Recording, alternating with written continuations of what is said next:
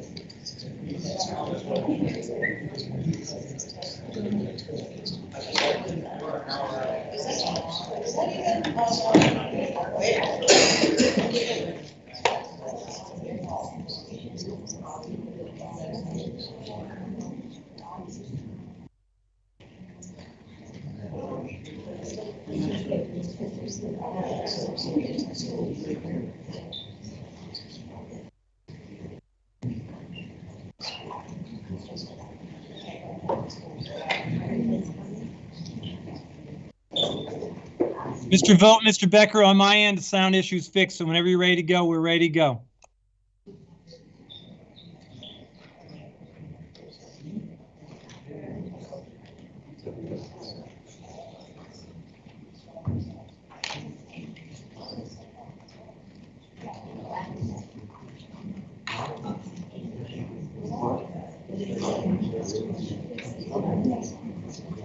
Okay, Mr. Bo, you ready? Yep, let's go. All right, good evening, everybody. Can we please start by saying the Pledge of Allegiance?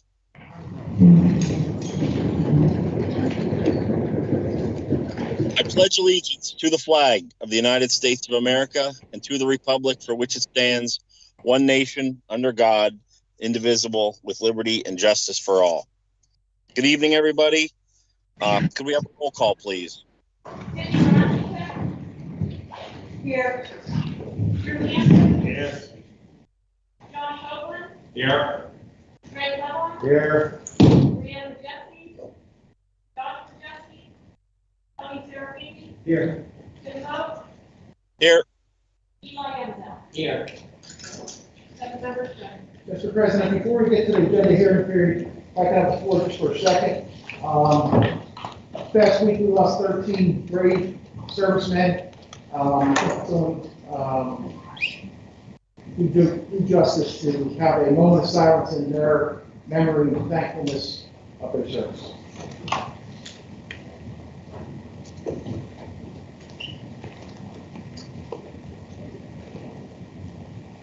Thank you. Two other things. We have an update in our personnel. Under the personnel category, the motion to approve employment of Sean McGuane for the position of secondary art teacher effective upon release of his current employer and pending completion of all employment requirements. Set 15 of the bachelor salary schedule, $68,511. Benefits per SCEA collective bargaining agreement. Also, I do see a number of people holding up signs. We have a policy number 903 that says no placards or signs are allowed at board meetings. So to put signs. not following policy, we'll ask you to leave, okay? So please keep the signs down. Thank you. And I'm asking you the second time, please keep the sign down. Thank you. Okay, Mr. Vogt. All right, Jim, if you would please, could you?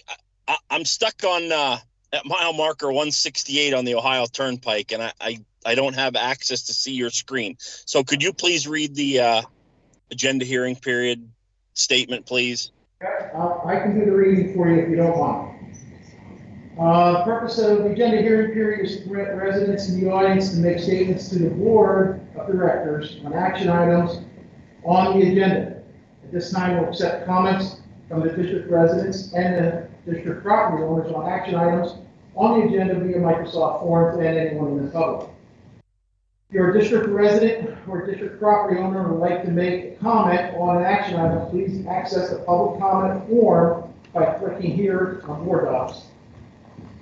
On the district's Facebook page or the district website to submit your comment. Before we start, I do have one comment. Director Josh Jesse could not be here today. And he has asked me in these 4 comments to, and our forms document wasn't up yet, so he asked me to read an email. Pull that up. That was sent. It's now posted on our board docs. It was sent to our SCEA, which is our teachers union president. The document is on our board docs and a public document. Mr. Majeski asked us to please post this email to the teachers union and please read the email for tonight's meeting. So I will do that directly. As teachers of Southern Columbia, while working through last year's challenges for dual instruction and COVID-19 mitigation practices, many of you made it abundantly clear to the school board that you wanted your opinions and suggestions considered in our decision-making process. As a result, the board and a large portion of our teachers met collectively on multiple occasions last year to do just that. Your feedback and requests are what ultimately led to our innovative solutions to provide more planning time through substitutes and virtual Fridays. SCEA input is also the largest reason why we discontinue SoCo Live for the upcoming school year to help keep your workload more manageable. Our board held numerous public meetings over the last 2 months to consider our health and safety plan for this school year. Each of these meetings included vigorous discussion and debate amongst board members, administrators, parents, and concerned members of the public. Passionate arguments were presented both for and against mandated masking in our school buildings.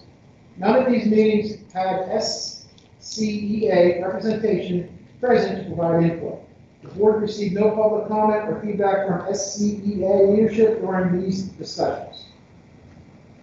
The administration and board have received piecemeal and conflicting suggestions from individual teachers regarding mandatory masking. Earlier this week, Mr. Becker sought informal input from SCEA on this issue to ensure we adequately consider the positions of all key stakeholders. If anyone's email providing SCEA's position is forwarded below, as are my reply to Mr. Vogt's follow-up email asking for clarification. The non-committal statement provided seems to be in direct conflict with PSEA recent press release that strongly encouraged every school district in Pennsylvania to require students and staff to wear masks in school buildings. Mr. Vogt and I have both asked for clarification on whether SCEA supports or opposes mandatory masking in our public buildings. We have not received any further response. As you know, school starts tomorrow. A special board meeting being held tonight to consider amending health and safety plan to require masking. As SCEA's position remains unclear, I'm ready to encourage you to use tonight's agenda hearing period to share your thoughts and concerns with the board for consideration.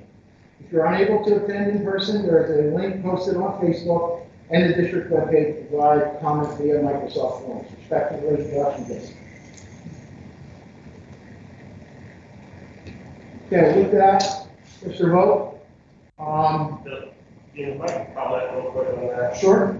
I just find it very disappointing that our union leadership would not give us an opinion. We asked, when was it, middle of the week earlier during new service days, that they had plenty of time to come up with it, and his response was extremely vague. I think it was very poor communication that way between the board and the union. And I believe I'd like to put that mainly on the union leadership, not necessarily the union. Yeah, so, today I'm seeing emails go back and forth and still getting vague responses from union leadership. I'm wandering around Knoebels. I have time to hit reply in the middle of spending time with my family, and yet that was 4 hours ago. Did you get a conclusive response from union leadership, Jim, to your knowledge? Anybody else? No. I'll echo that too. I was very frustrated. We've asked all, I would probably mention saying all of us have asked for some clear, concise yes or no. And I've gathered it's kind of yes, but that's not conclusive.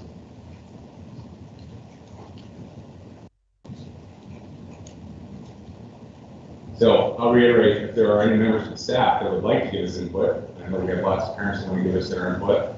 Both parties have an interest. If there are any members of the staff that want to comment, please comment, whether you're here or not, get on the public forums, because at this point, we don't have any clear guidance from your union leadership.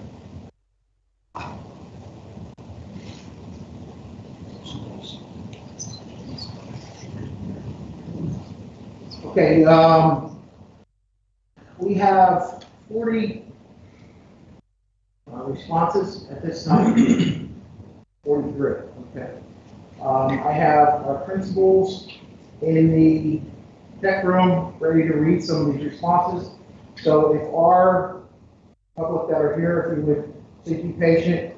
Again, principals, anything that has to deal with the agenda hearing period. Anything else, please say for later.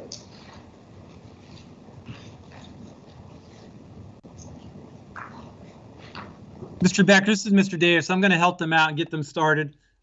So there's 43 comments, and by looking through them as quickly as I could, it looks like they all are related to the health and safety plan. So at this point, I think we should prepare for going through all 43. Is that fair? That's fair. First one is from April Morgan. That is from Ralphville Township. The mission of Southern Columbia Area School District is to provide a safe, dynamic, rigorous, and relevant learning environment that meets the needs of today's learners. In order to provide a safe environment for all our learners, we need to put masking in place. The My Child, My Choice doesn't apply when it affects students around them. Children under 12 aren't eligible to be vaccinated. My child wearing a mask only protects those refusing to wear a mask, not my own child. In case we need to reiterate a year and a half into the pandemic, my mask protects you, your mask protects me. I am pleading and begging you to implement the mask mandate for the safety of all our children. Please consider the children who are vulnerable to this. Please consider their safety. If you aren't worried about your own, these are children, and it's our responsibility to protect them as adults, parents, and friends and colleagues. Masking is the only way to keep our children in school. Your flow chart alone states that if you're masked, no need for quarantine. If the other child who was positive or exposed was also masked. I'm begging you right now to be a part of the solution, not the problem. Thank you for consideration. Again, that is April Morgan of Ralphville Township. I'll let one of the other principals jump in.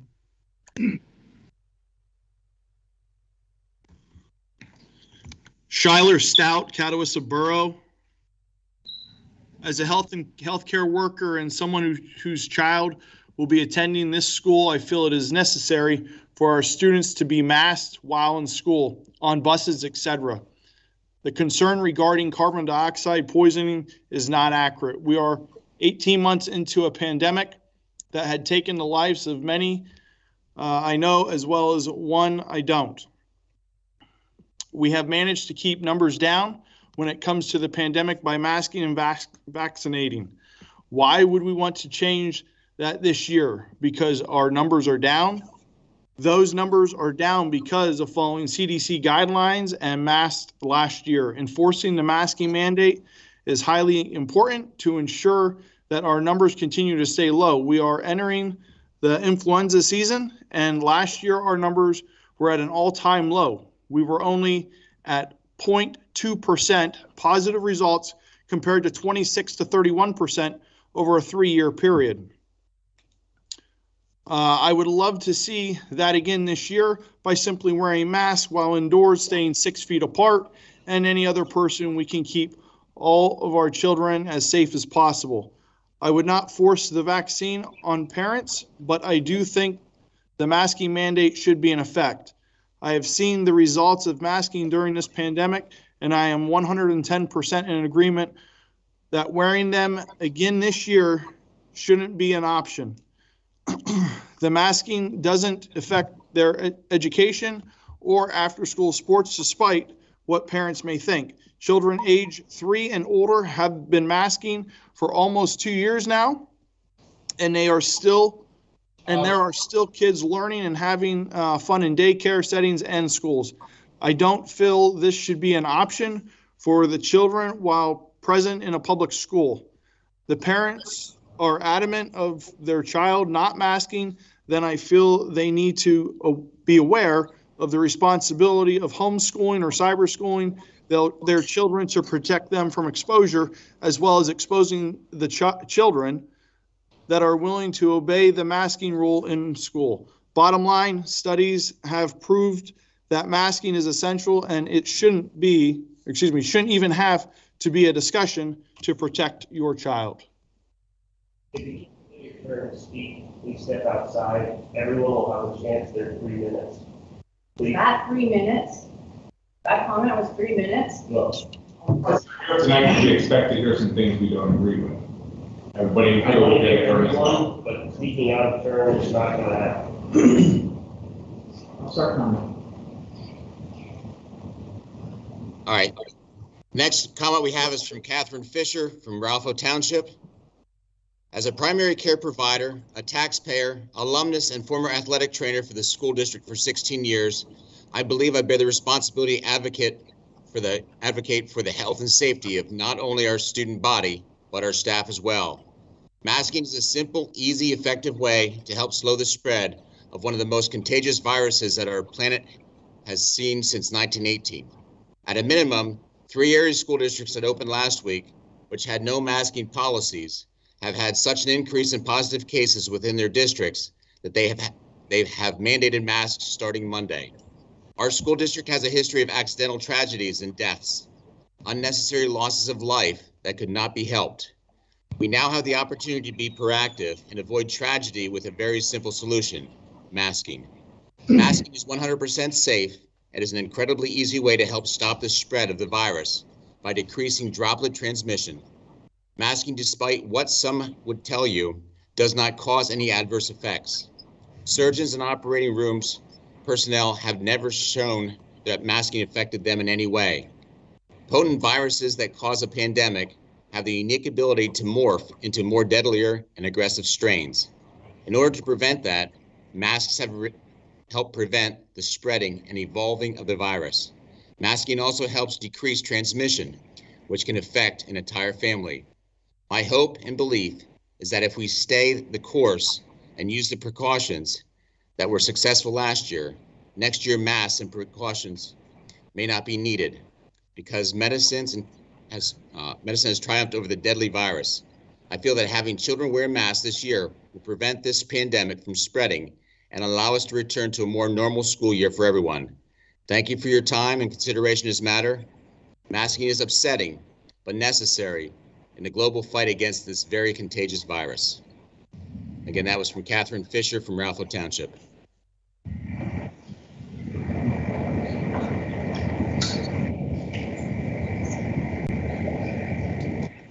Next one is Jessica Wisnowski from Locust Township. My name is Jessica Wisnowski. As an educator at SCA and a parent of an elementary student, I strongly recommend mask mandates for grades K through 12 at Southern Columbia to keep our kids in school. Jessica Wisnowski. Next one is from Misty Gensel, Locust Township. strict this past year, I feel that it would be in our best interest to mandate masks to all those regardless of their vaccination status. We know not everyone has had an opportunity to be vaccinated if they chose to, and even if vaccinated can still carry and transmit, which is why it's important to have all wear them. And the main goal of this district is to provide in-person learning.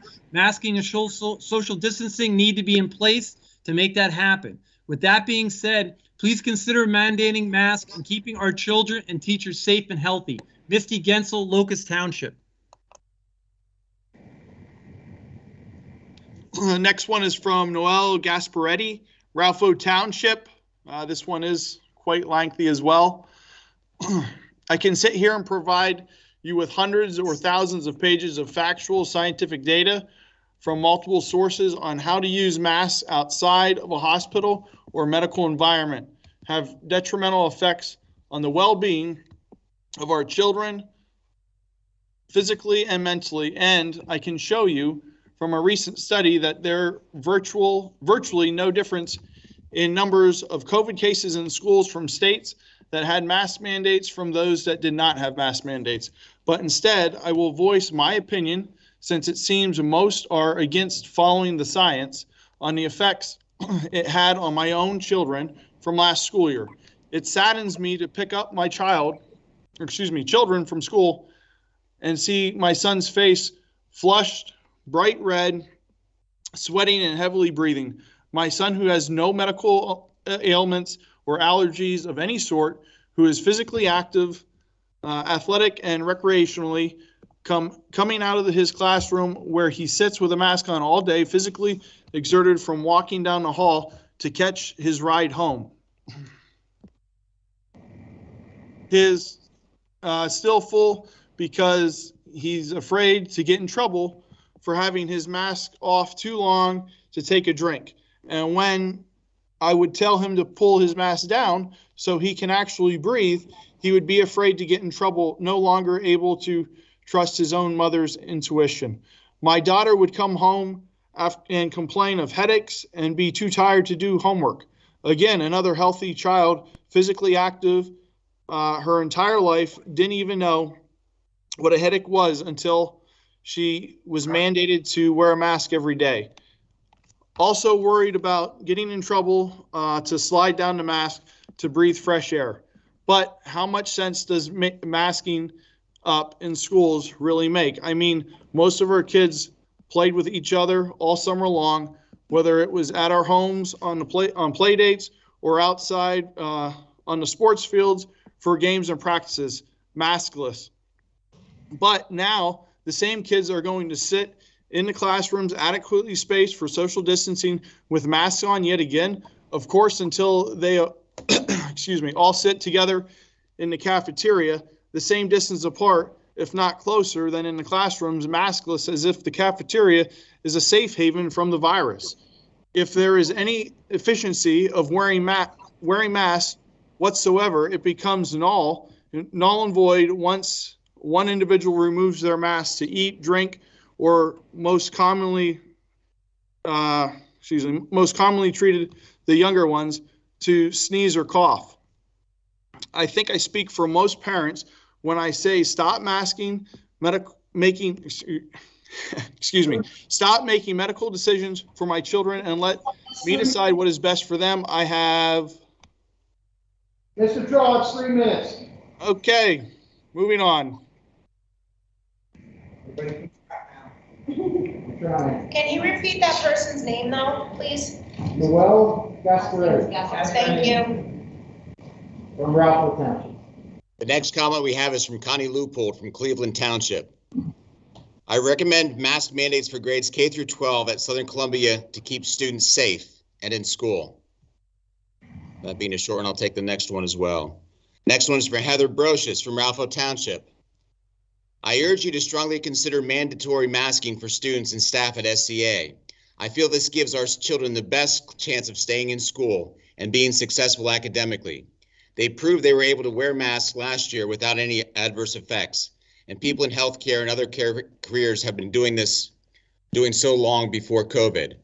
It isn't fair to the parents of students in situations where quarantine is required whether due to illness or exposure, simply because another individual put their right to choose above the best interest of others. Allow students to be in the classroom learning from teachers, not at home attempting to learn from parents, friends, or other family members.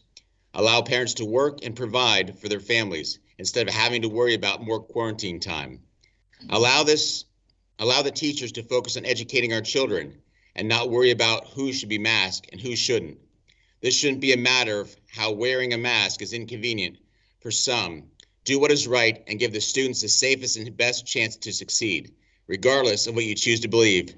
COVID is real, unprecedented, unpredictable, and overwhelming the healthcare system. Learn from the failures in other areas. Do a small part to help.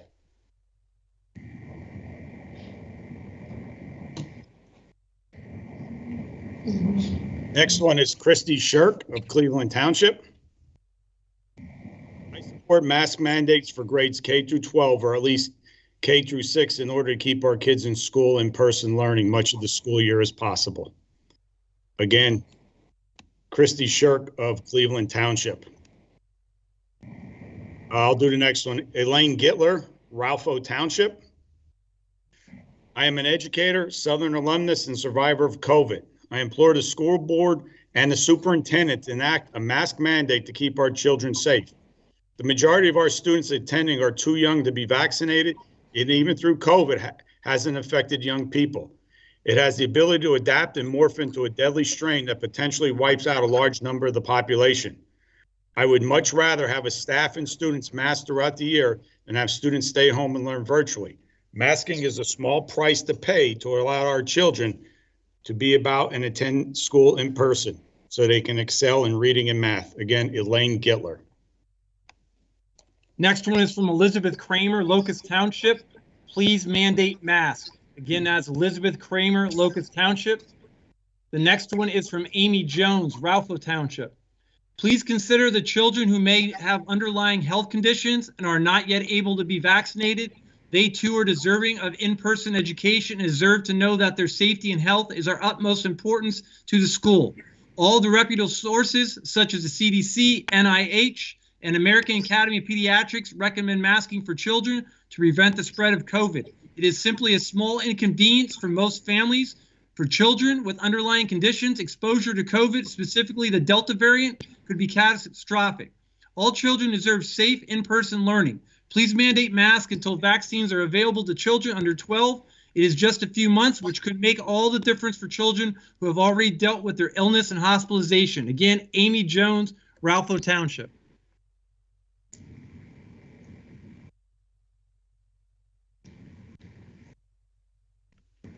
Shannon Dickey, Cleveland Township. I think we should mandate masking for K to 12 to keep our kids safe and in school. We don't want to be like every other school that started and have 40 kids quarantined after one day. Next one, Amber Fallett, Franklin Township. Please mandate masks to keep kids and staff safe. I believe it did help reduce sickness within the school district last year. Marion Crum, Cleveland Township. The bottom line is that even if vaccinated, you can get COVID. The benefits of vaccines are you are less likely to be hospitalized or die. So masking is very effective adjunct to vaccine protecting the wearing and others. If you have a mild case of the virus, you still shed virus. So you could send virus to a person who is immunosuppressant or unable to be vaccinated, and more virus circulating and more likely another mutation. I think using masks should be a thoughtful process, so outside are not needed. If they can guarantee enough airflow and filtering and socially distancing might mitigate virus somewhat. Might want to offer mask breaks where a kid can step out to a place where they can be alone to remove mask. But one kid whose immune system is not functioning and another kid spreading virus is a recipe for a bad outcome.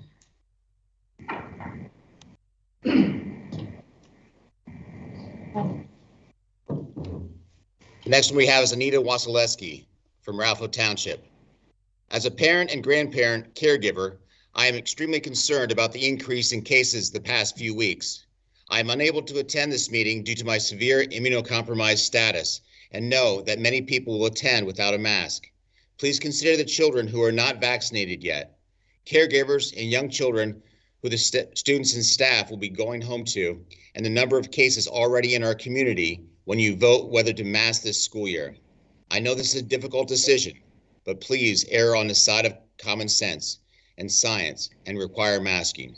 Thank you. Again, that's Anita Wasilewski from Ralpho Township. The next one we have is from Robert Wisnowski from Locust Township. I'm an educator in a district and have a child in 4th grade. Nothing is more important than providing the best possible education for the students. Everyone agrees that in-person instruction is the least restrictive and most effective delivery model. I support a mask mandate because it decreases the amount of students who need to quarantine and ensures instruction can be delivered in person. No one enjoys wearing a mask, but it is a small sacrifice that can help prevent students from staying home and trying to learn virtually. The next one is Catherine Fisher from Ralpho Township. No, there's a website there. Yeah. So let me jump in. So the website that Mrs. Fisher sent us was a article about unvaccinated Marion County elementary school teachers. So I'll just jump in that. I looked that article up. So go ahead next. Thank you, Brian. The next one is Caitlin Snyder from Cleveland Township. I want to preface this by saying I support anything that keeps our children safe and in-person learning. I am under the assumption that the mask mandate will be put in place to keep our children safe. Whether masked or not, how do we keep our kids safe when there are 28 students plus a teacher in one classroom? That's my daughter's 5th grade class size.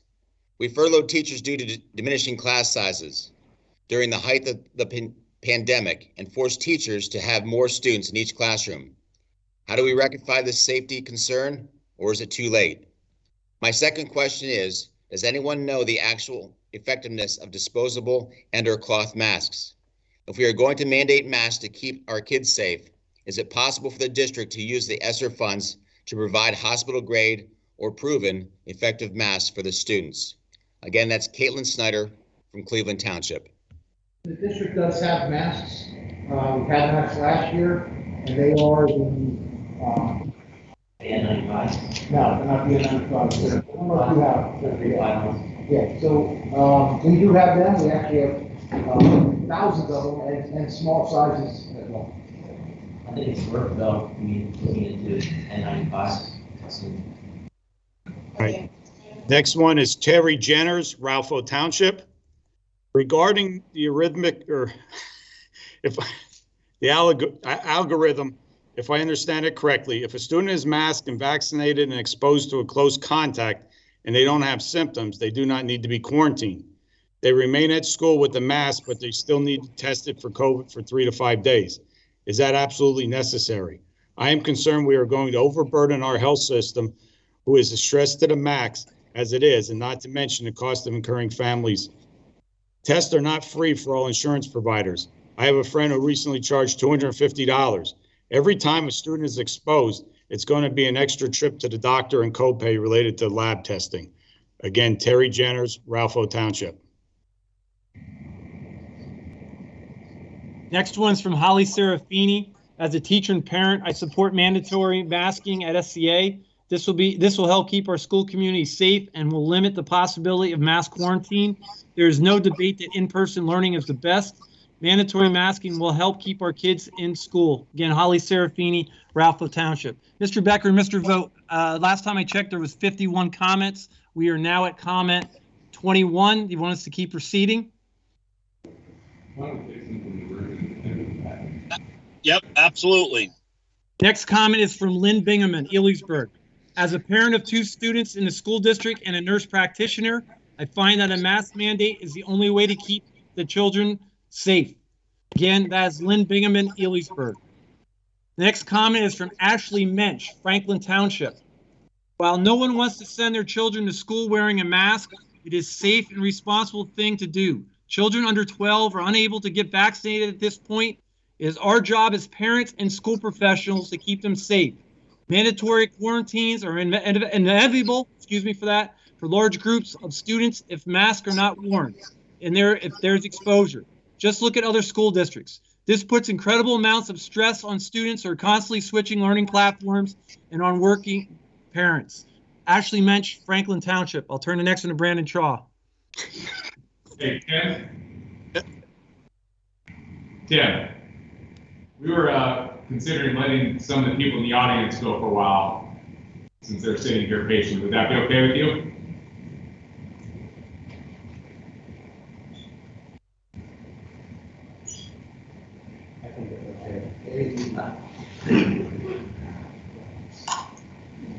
Mr. Hoagland, would you like me to continue reading or you want me to wait? I'm okay with the comments from the audience, if anybody. The comments that are on the closed document will be posted. We should come back to them, and we're just, we're at 23. Yeah, so let's, Jim, if you want to go calling people here. Yeah, okay, we have a number of people that want to sign up. If you would walk to the front, the speaker to record your voice is on the computer. So if you walk to the front, stand in front of the computer, and just mention your name and your municipality, township, that would help. So the first one I have is Michelle Conway. She come up.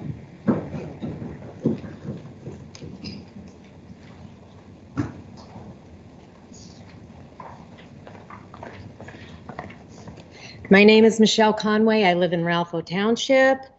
The masks, they are not safe. They've been scientifically proved they are not safe.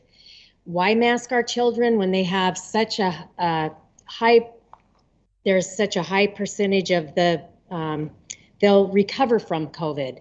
They don't need to wear a mask. This is depriving them from breathing fresh air, from oxygen to their brain, which they need to educate themselves at the school.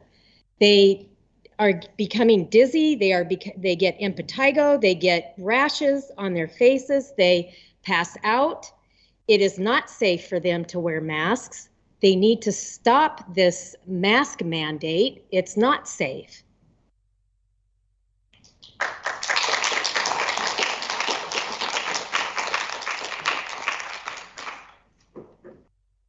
Michelle Kuznera.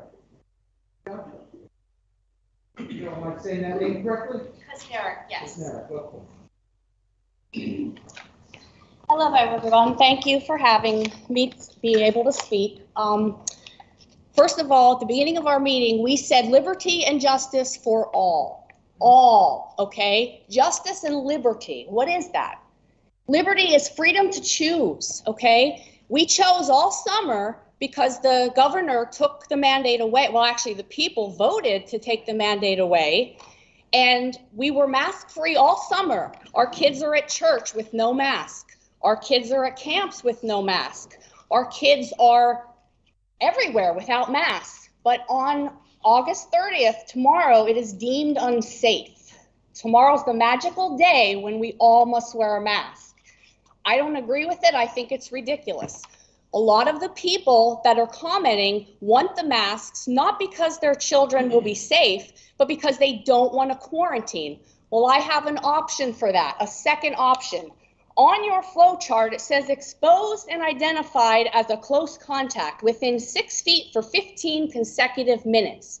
We can stop the mask mandate by pulling the children apart 6 feet at 14 minutes. So every 14 minutes during the day, the children are separated 6 feet from each other, and there's no recordable identified close contact.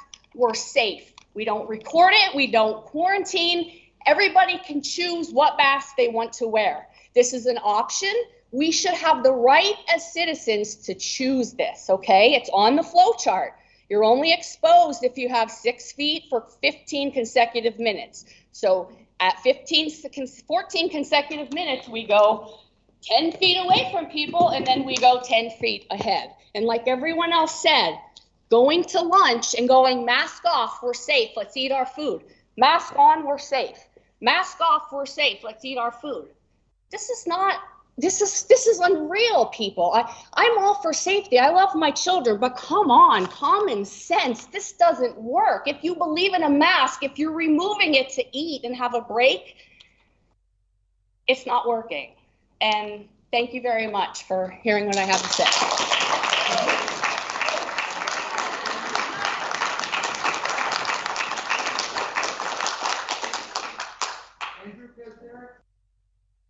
Yes.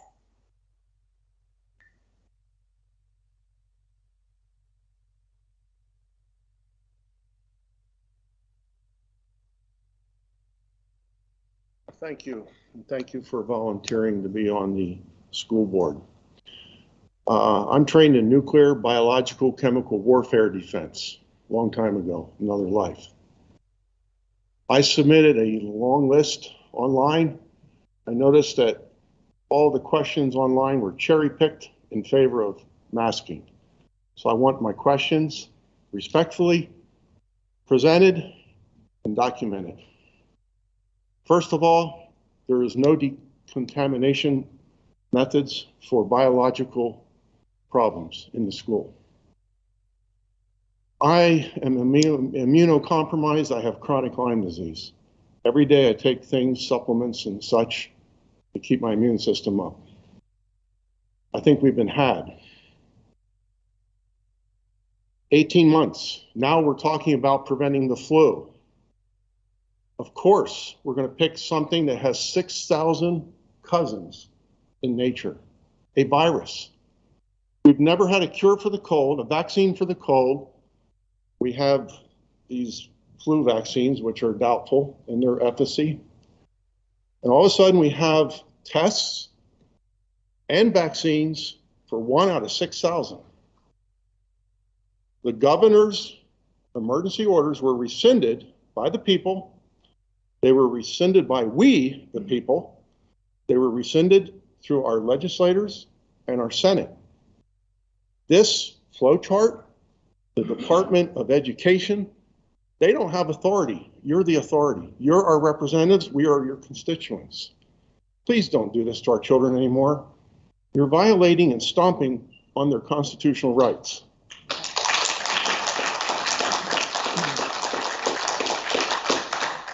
I don't want immunocompromised children to get harmed, but every year they're at risk. Unfortunately, I'm at risk. I have a compromised immune system. I've had surgeries canceled because of the pandemic. But there's 6,000 coronaviruses. So next year, we're going to mask for the flu. We're going to take the summer off. All these people that are chiming in, they're in restaurants. They're recommending restaurants on the internet. They're going on vacation. Their people are playing with other people. They're seeing their relatives. They're seeing their elderly relatives. Yes, I had COVID. It was not pleasant. I've had worse flus. But that's my immune system. I now have T killer cells. We are submitting to some unknown authority. We have to stop it here locally, now, beginning with my children. So tomorrow, they're excited about starting for the first day at Southern Columbia. I can tell you right now, I might have to break their hearts after this meeting.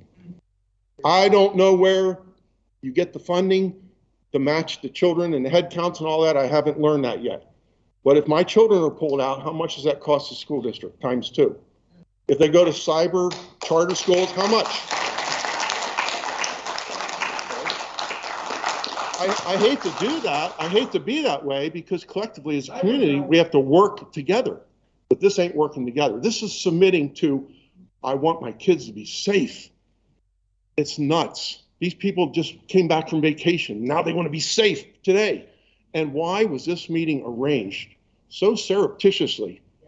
After the last meeting where there was a mask optional vote. Thank you. Thank you.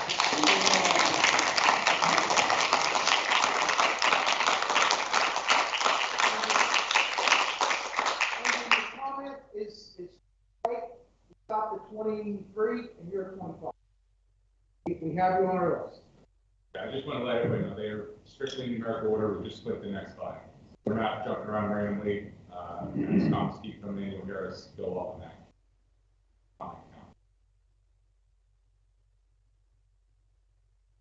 Okay, I have, Dick Thompson from Raffle County.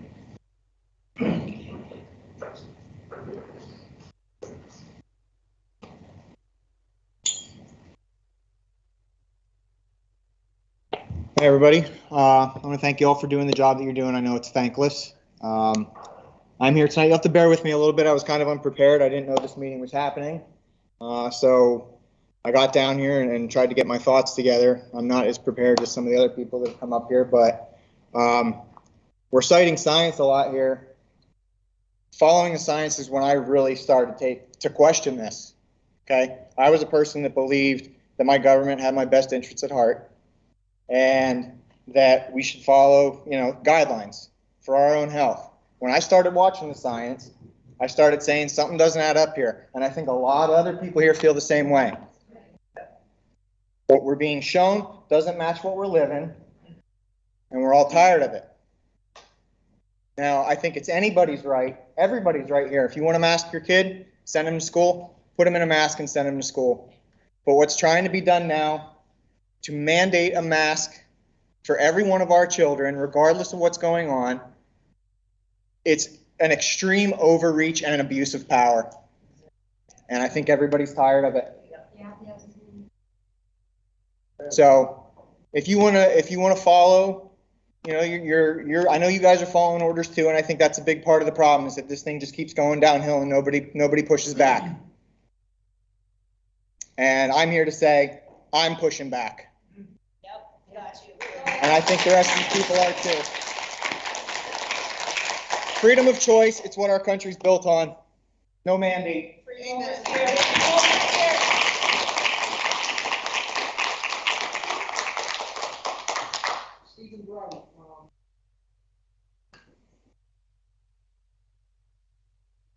Hey, Jim, it's nice to be on this side of the bench for once.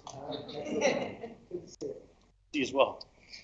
I just have a few things I'd like to share with the board, and everything I'm about to share, I can provide the board with links if you'd like. So, number one, this is the most politicized virus in this nation's history. The World Health Organization, well, I disagree with on almost everything, whose child mask guidelines differ substantially from the CDC recommendations, have explicitly recognized that the decision to mask students carries with it a potential academic and social harms for children and may lack a clear benefit.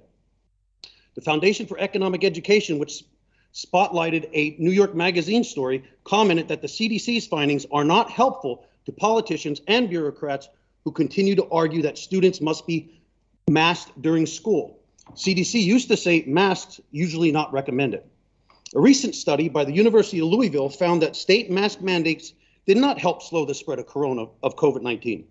The research found that masks may promote social cohesion as rallying symbols during the pandemic, but risk compensations can also occur. Among these risks, prolonged mask use more than 4 hours a day promotes facial alkalization and inadvertently encourages dehydration, which in turn can enhance barrier breakdown and bacterial infection risk. British clinicians have reported masks increase headaches and sweating and decrease cognitive precision. By obscuring nonverbal communication, masks interfere with social and emotional learning in children. Likewise, masks can distort verbal speech and remove visual cues to the detriment of individuals with hearing loss, to mention a few. The Association of American Physicians and Surgeons have compiled a page of mask facts, showing that the consensus prior to the coronavirus pandemic was that the effectiveness of mask wearing by the general public in slowing the spread of a virus is unproven, and there's evidence it does more harm than good.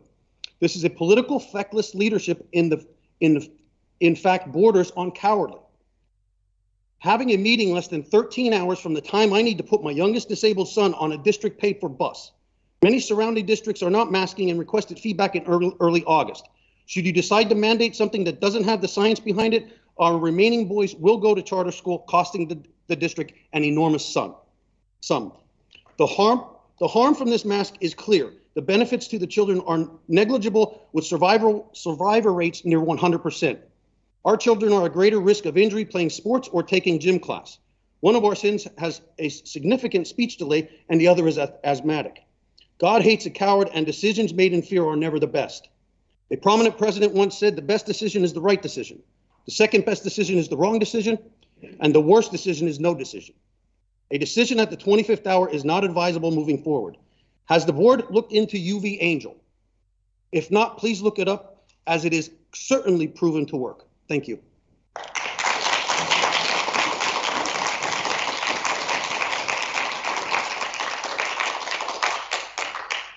Bill Haas from Locust Township. Say your name and residence.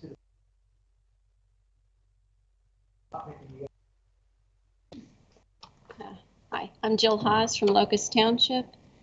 I'm here to agree that I do not think that masks, the way they're being used, are going to inhibit the passage of COVID in the school system.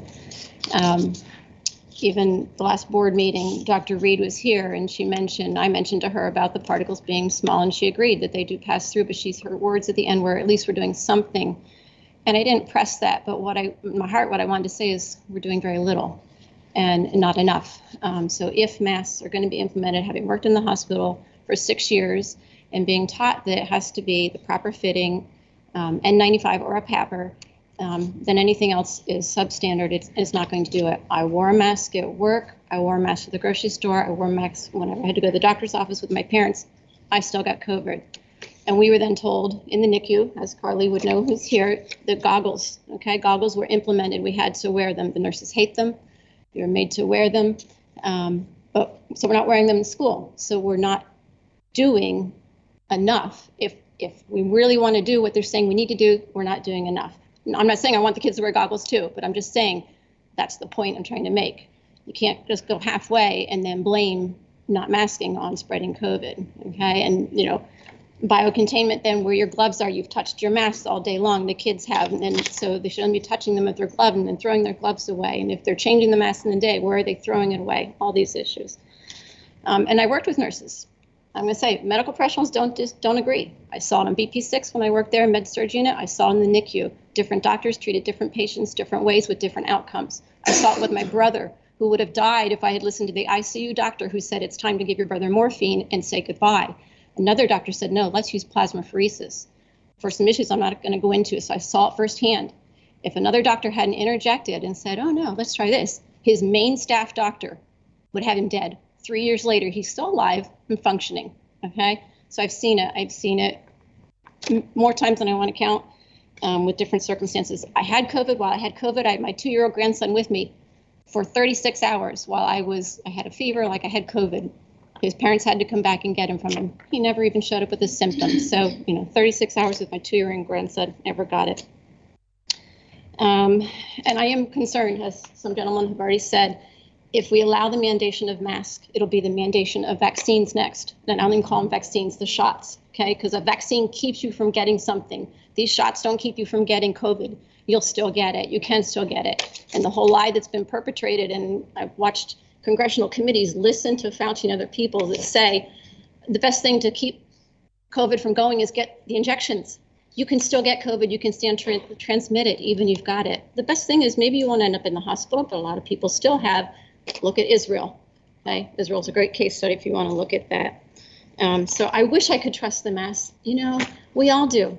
All these parents are sitting here. If they knew the masks worked and they could believe the CDC and Fauci going, no mask, 1 mask, 2 masks, oh, put on a face shield, that's a joke. If we could trust, we would be on the same side of everyone else who's saying mask mandate, but we don't trust, and the science doesn't bear it out either. Thank you.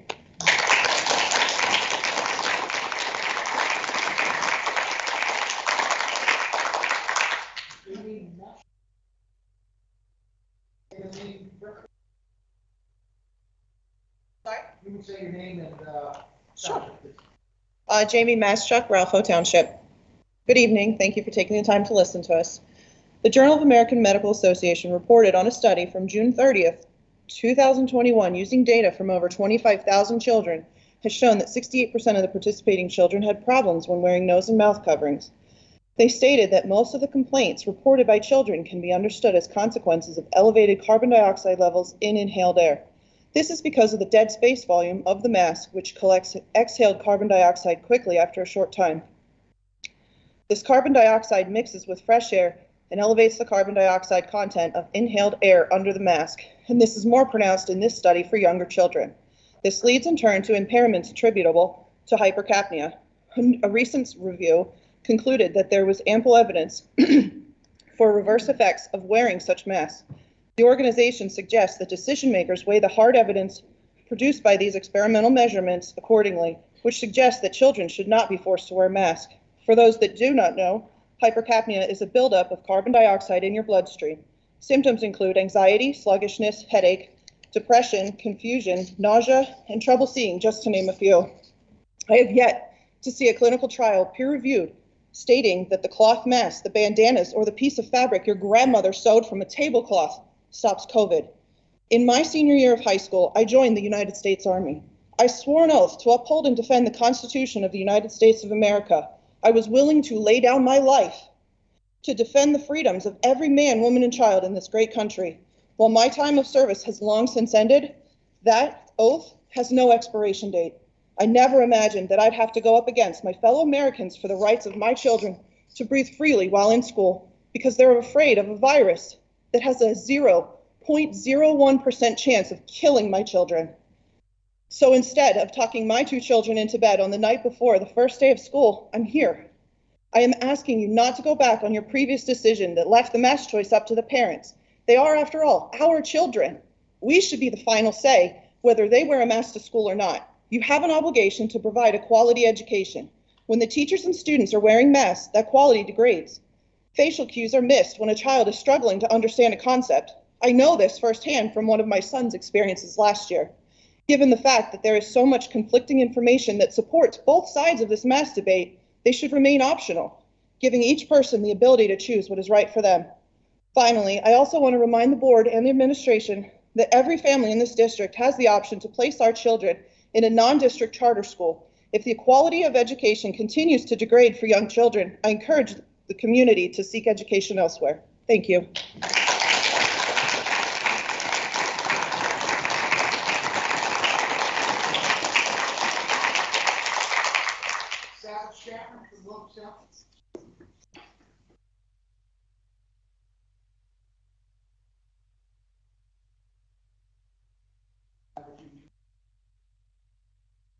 Savage Chapman, Locust Township. First of all, I just want to say the board looks a lot different than it did last week because now 8 out of our 9 board members are wearing masks.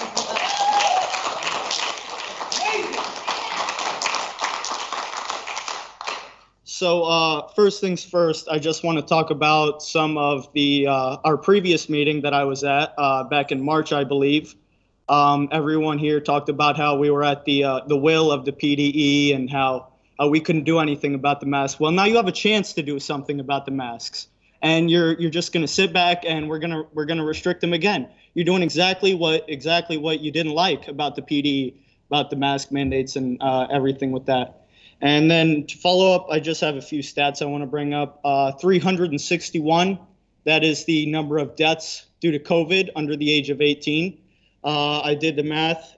There is a 0.005% death rate among people under 18 due to COVID-19. So, and I think that if you want to mask up in school, you're more than welcome to, but I don't think that it is fair to everyone to have to mask up.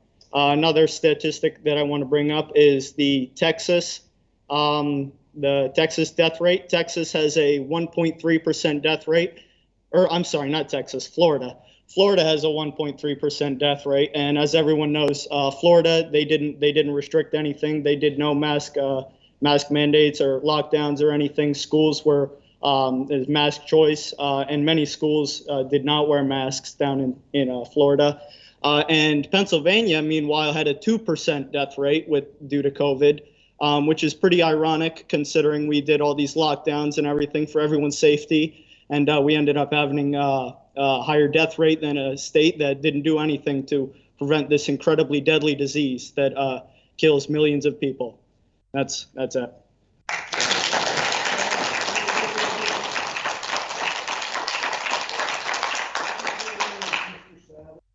Yes, Savage. Yep.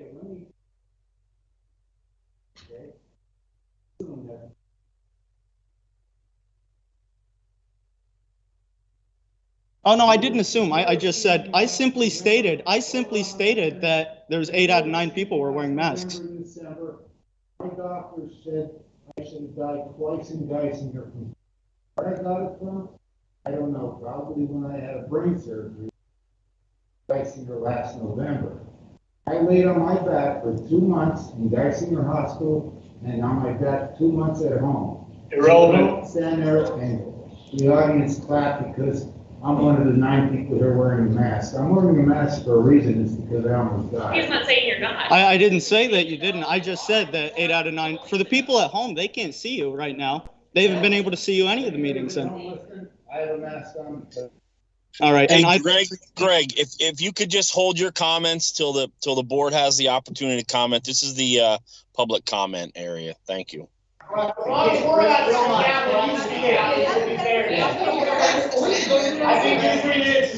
And I don't appreciate you coming at me in a condescending tone because I'm a minor. I think that's pretty crappy of you. I'm sorry.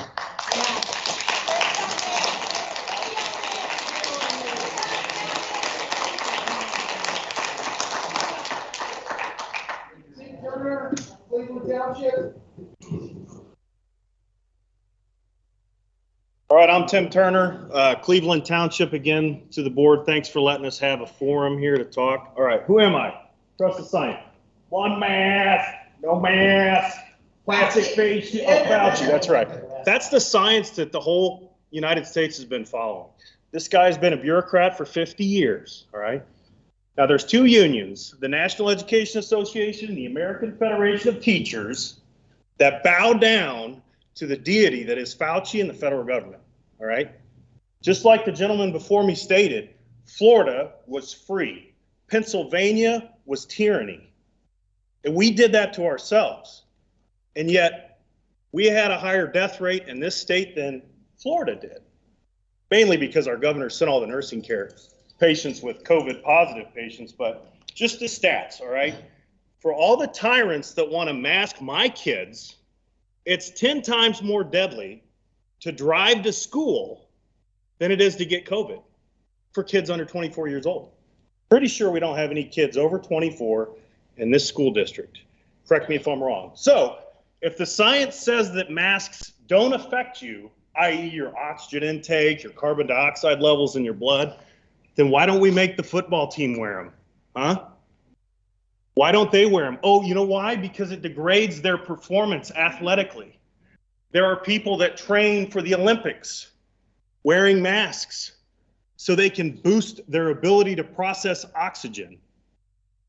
And then they take them off so they can run faster. That's science, all right?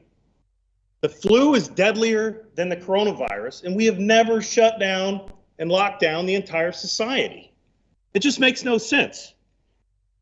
Now we're going to talk about tyranny. If we allow a mask mandate, then, you know, somebody else is going to say, why not the flu vaccine or why not the COVID vaccine? That, oh, by the way, you can still get COVID from and you can still transmit it, all right?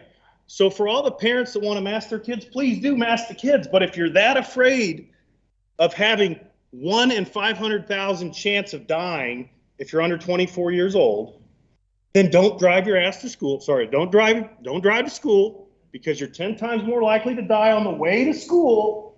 Try to learn, all right? Now, here's the other thing. My son went to Rohrbox this summer, not masks. Nobody was masked at Rohrbox.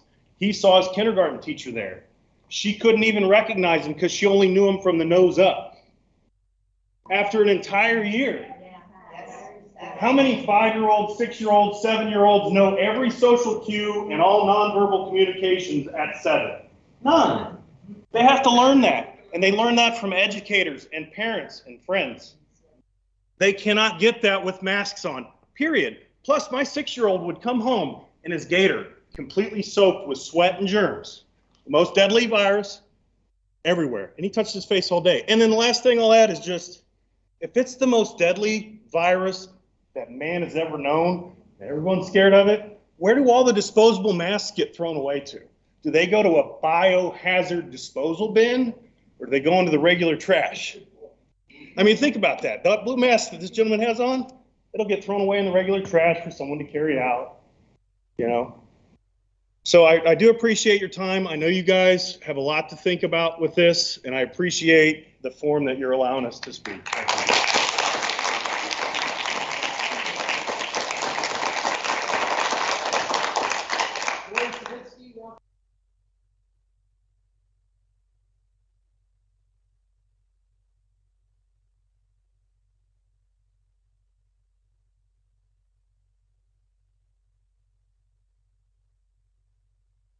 Hi, Lori Savitsky, Ralpho Township. Thanks, everyone. I know this is a tough job.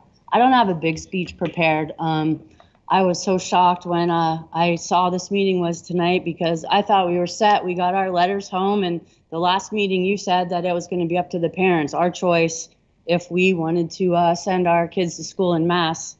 I know all the kids are really excited now to get back to school, normal as far as we could be, no mask. They were pumped up, and now my kids are older. I have a bunch of teenagers now, and they're all texting each other, and they're devastated. They don't want to come back to school tomorrow. They all want to know, is SoCo Live coming back tomorrow? Because they're all not coming back to school tomorrow. They're juniors and they're seniors, and they're refusing to come to school tomorrow if they have to wear a mask. So are you bringing SoCo Live back? Because what are you going to do with all these juniors and seniors who refuse to come to school tomorrow if they have to wear a mask? It's not fair. Some of them made a very difficult choice to go and get the vaccine, the ones that are old enough. They debated over it and they did so they wouldn't have to wear a mask and so that they would be safe. They've been having sleepovers all summer. They've been playing their sports together. They're all athletes. They've been together. They practice. They've gone on vacations. They've done everything and they're fine. None of them are dying. None of them are sick. None of them are hooked up to ventilators. They're all totally fine. And they're pumped. They're pumped for a normal school year. And now it's like, what are we supposed to do? I'm not going to make them come in mask tomorrow if you do this mask mandate. And how could you do this to these kids, like, right before school? Like, I don't understand why you're doing this to them. I realize the younger kids can't get vaccinated, and that's, you know, if you want to send your child in a mask, send them in a mask, but don't make me have to tell my kids they want to come in a mask. It should be our choice. You know, maybe you could make a room or 2 rooms in the elementary for the children that want to be masked and put a teacher in there who's a mask. But I work locally and I've seen a lot of teachers out with no masks on. I've seen a lot of people out on vacations, concerts. So you can't tell me they're that afraid because they've been living it up all summer. So I don't know. I don't know the science. I don't know that stuff. All I know is these kids have been having a great summer and they were excited to get back to school. So please don't ruin that for them. Thank you.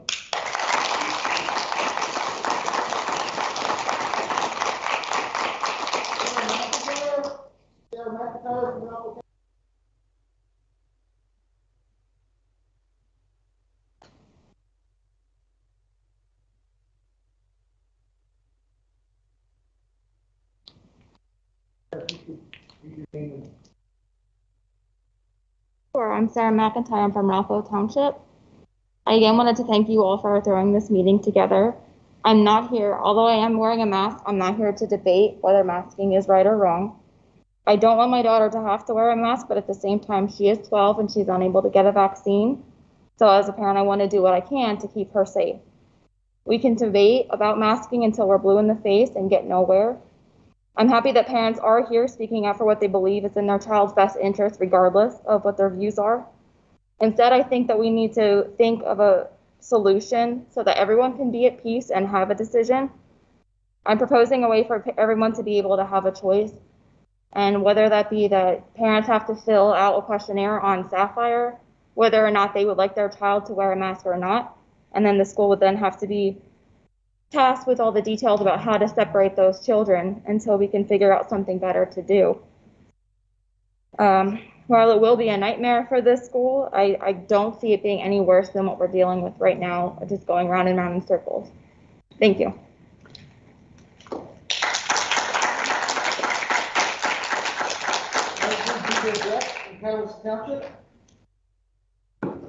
Hey, Jen, I just want to say something quick about that, everybody.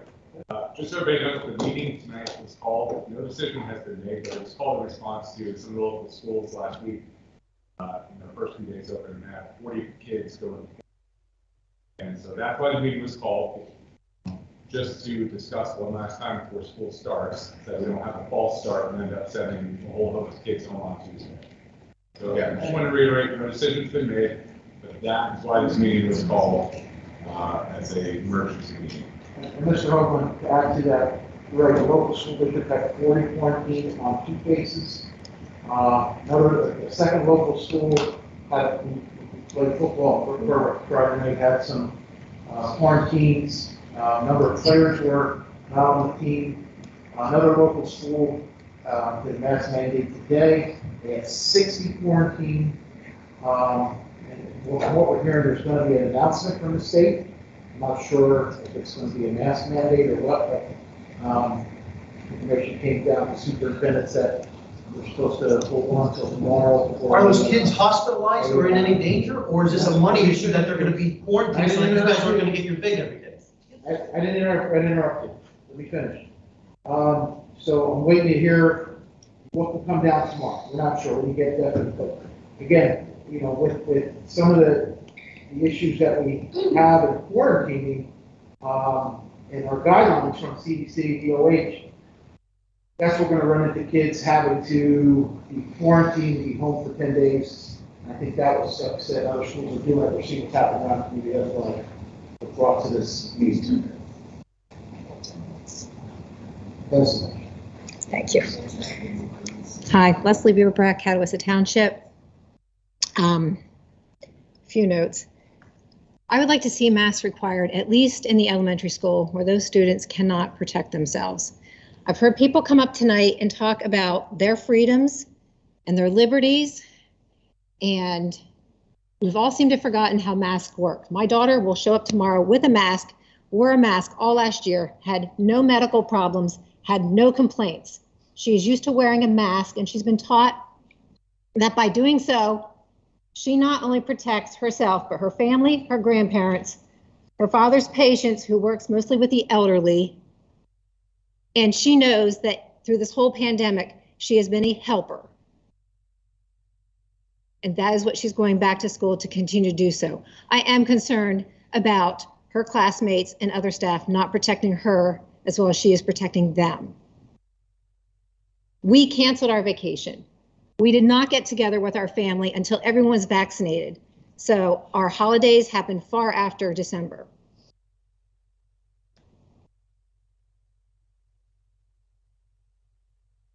I'm hoping that at the very least, you have a mask mandate in the elementary school. Thank you.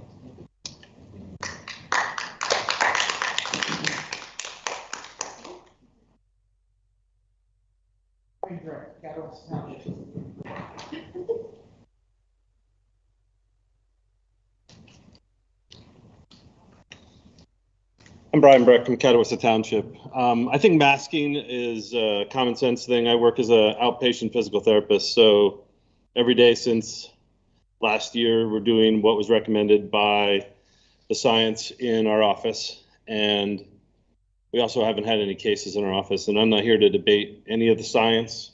Everybody's got their things they like to read, or your studies from Israel, or wherever you bring them in from, and that's great. I just think that for people who are unable to be vaccinated, it's a really common sense way to approach this.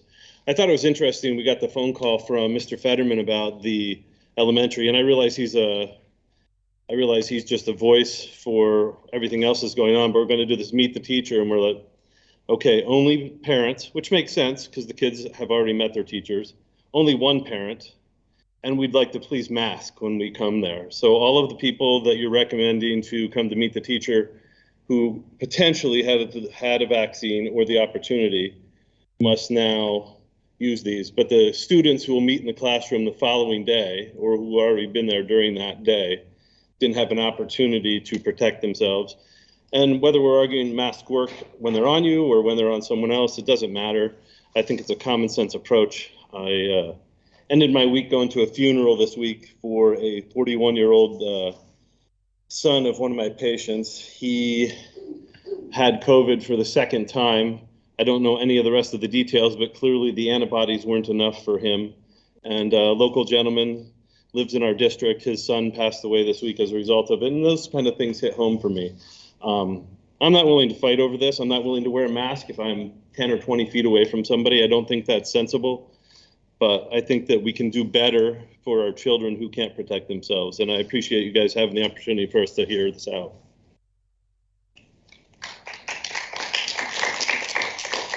Jamie Jones, Lewisburg.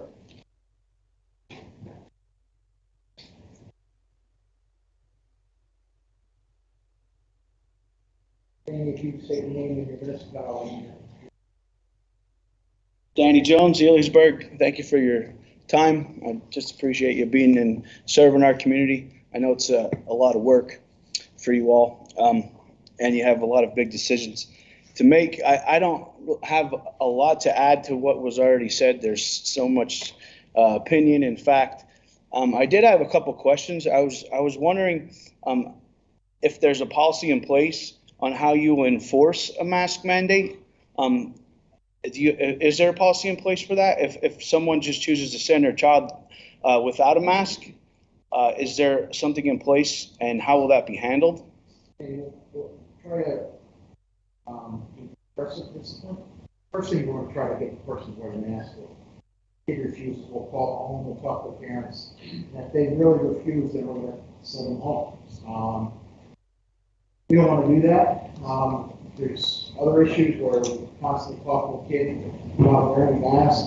Then we'll look at some other discipline, progressive, but it'll be not following the direction of school personnel, kind of where it falls under the policy right now. We don't have anything specifically for masks in the policy. Right. Okay. That was the question I had, because if I just choose not to have my children wear a mask because I don't feel it's safe or healthy for them to do so, or it goes against my deep convictions, I don't think it's fair for someone else to tell me that I have to make my kid wear one. So that's why I was asking that question, to know if there is a way to actually enforce it, or if we just decide we're not sending them in masks, like, what are you going to do? Another question I had is will there be any religious or medical exemptions to this mask mandate? So if we feel, or a medical professional feels that our children wearing a mask either goes against our convictions and our deep beliefs, or would be unhealthy for the child for any health reasons they would have, is there something in place for a medical or a religious exemption? No, medical yes. And what if they're vaccinated? There's nothing right now for. So if they're vaccinated, they still are going to have to wear a mask if you put this through? Yep. Mr. Becker, did you see the message from Jen come through? Going slow right now. There are and always have been medical exemptions for mask wearing. Okay. The medical exemptions for mask wearing typically fall under the realm of special education, and it requires people to basically determine if a student is an eligible person to qualify as a student with a disability. Yeah, there are special paperwork for that. It triggers what we call a child find issue, which basically requires the district to deem that student eligible for some sort of medical accommodation, whether it be qualified under the Individuals with Disabilities Education Act or under Section 504 of the American with Disabilities Act. But that's something, if you do have a case like that, I'd encourage you to reach out directly to Jen Snyder. She's our special education. I don't have that situation. But it applies to anyone. But I mean, it definitely goes against my deep belief. I'm a Christian. I believe the Bible. I'm not a perfect man, but my Bible and my beliefs tell me to fear not. And I raise my children that way. I believe that this whole mask thing, if you want to wear a mask, that's fine. But I don't think we should be forced to make our children to wear a mask. And it goes against my deep conviction to instill any sort of fear in my children. So that's why I'm asking, is there a religious exemption, or will there be a policy about that? Not that I know. What's that? So there is no religious exemption. Not that I'm aware of. So basically, we're just forced to comply with something that would go against our deep beliefs.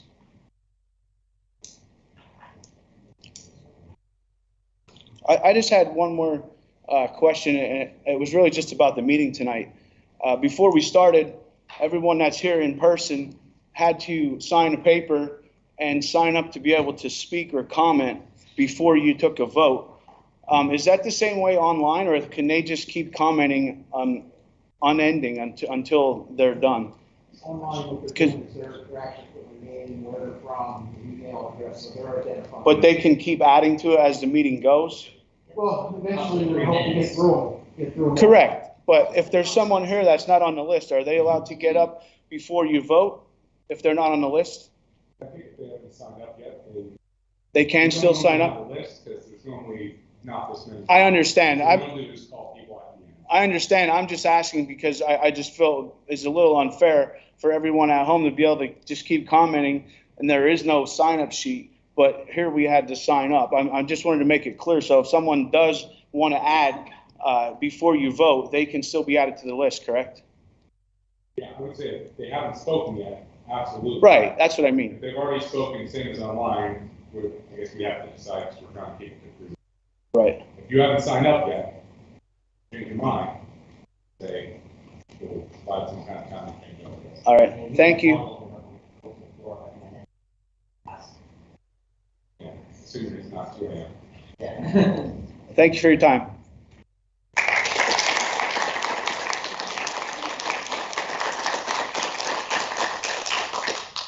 Josh Young, Franklin Township.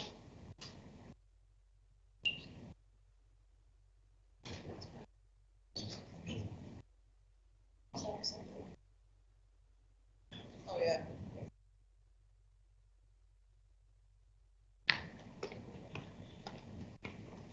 Good afternoon, Josh Young, Franklin Township. Like Brian there, I'm not here to debate the efficacy of this or any of that, but I think there's a lot of folks here that are thinking about sending their kids to charter school right now. And like we were saying, the short term that we've had to think about this, every kid that we lose, what's the potential of them returning to this school? And next year, we're going to be looking at laying off more teachers and putting ourselves in that position. And you guys are going to have to be the ones to say, we made it happen. We made it happen last year at this meeting. I'd like us to think about that before we vote. Thank you.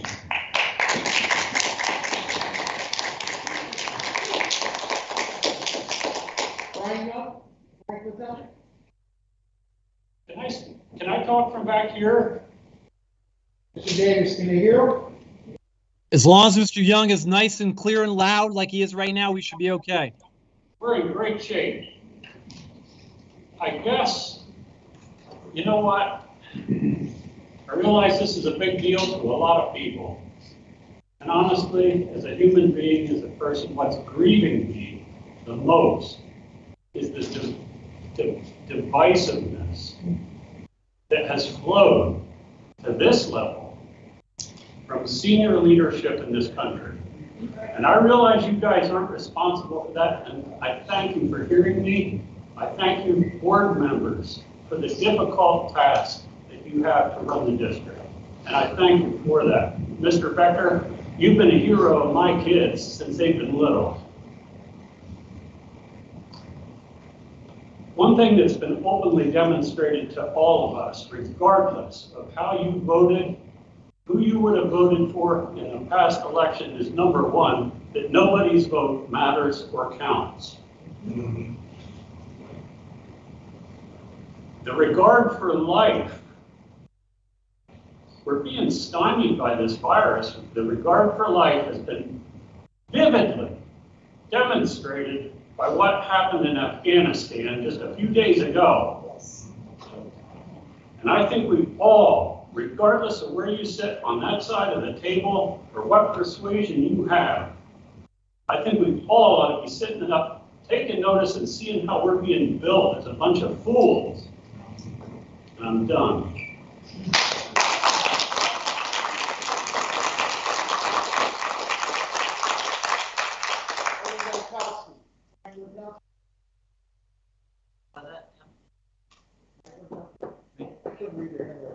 Sorry.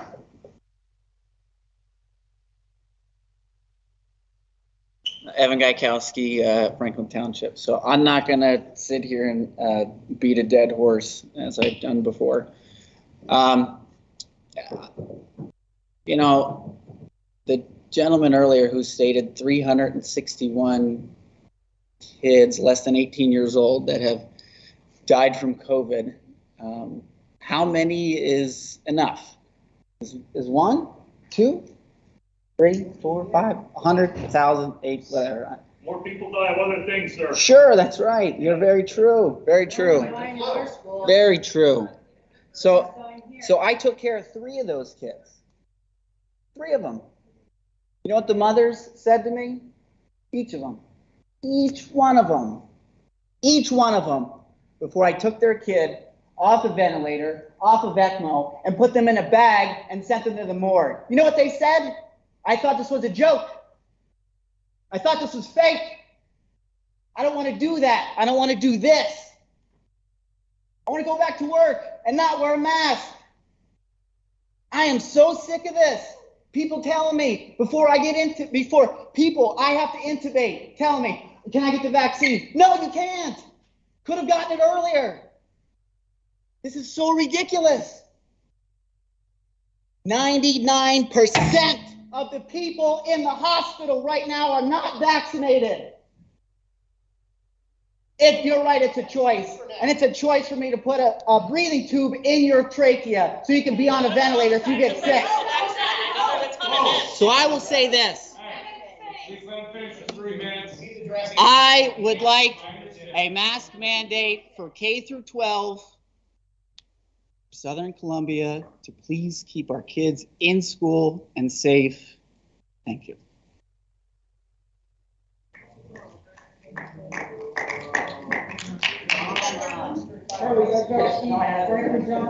Okay,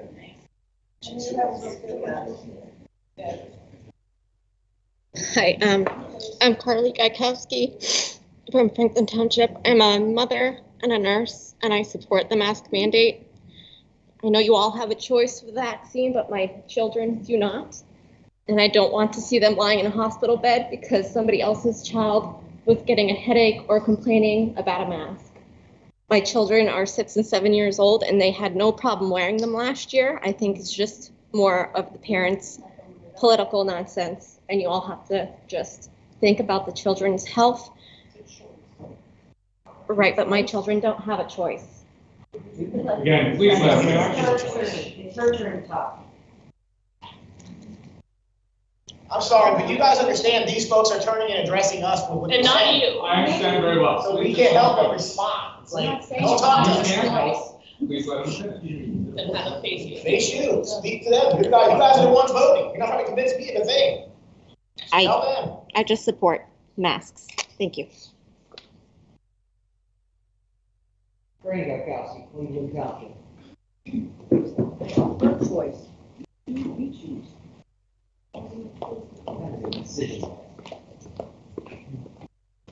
Franny Gaikowski, Locust Township. I'm here to support all of you people. This is a difficult job. You're doing a wonderful job. And I believe that the simplest, safest way to keep our children in school, our grandchildren in school, safe is to wear a mask. So I support the mask mandate. Thank you.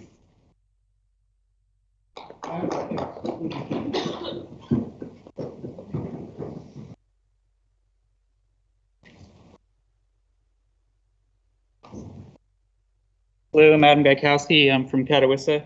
I'd like to thank the board members for allowing us to speak. I'm a concerned community member. I graduated from Southern. I'm a healthcare professional for the last 13 years. In my career, I've worked at 11 different hospital systems throughout the United States. I firsthand experienced what a hospital system goes through when they were inundated with COVID-19 patients. I've gone through the physical, emotional, and mental strain our healthcare providers have gone through in the last year. For those who are against masking and vaccinations, I urge you to do your research, look at the evidence-based practice on the effectiveness of masking and vaccinations. Don't use an unidentified subconscious assumption I am 100% for masking mandate. It's the best strategy we have for our students and our community members to keep us safe. It has been shown to be effective. I've heard multiple people making comments that this is more of a political stance. COVID-19 does not have any kind of discrimination of who you are, where you're from, and what you do. You have to do your part for our community, this great area that we all live in, and it's common sense, and it's not that difficult to be able to wear a mask. I think the longer we go and bicker about all this, the longer this pandemic is going to go on as a whole. And I'd like to thank you.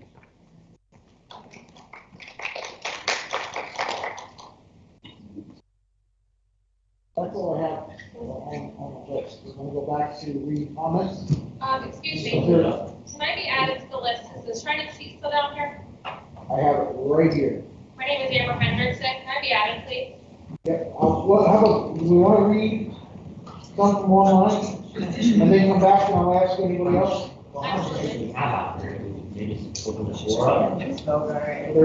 We're on 24, there's 63. Is there anybody else that wanted to be added to the list? I thought I was on the list. I did too. There's two lists. There's a list to talk about the masks and then a list at the end to talk about it. I'd like to be added to the list. I could. Are you voting today or when? If you have 60 more comments, we're gonna be here till midnight. I don't even have a mask for my kids. So. Yeah, so Mask. do we want to get the last 5 here and then move to the We next know area? if we cannot send our kids into school tomorrow, when are we gonna know? Are you gonna send people home from work midday? I mean, are you gonna send them home if we send them in with no Look, mask or what? We haven't had a vote yet.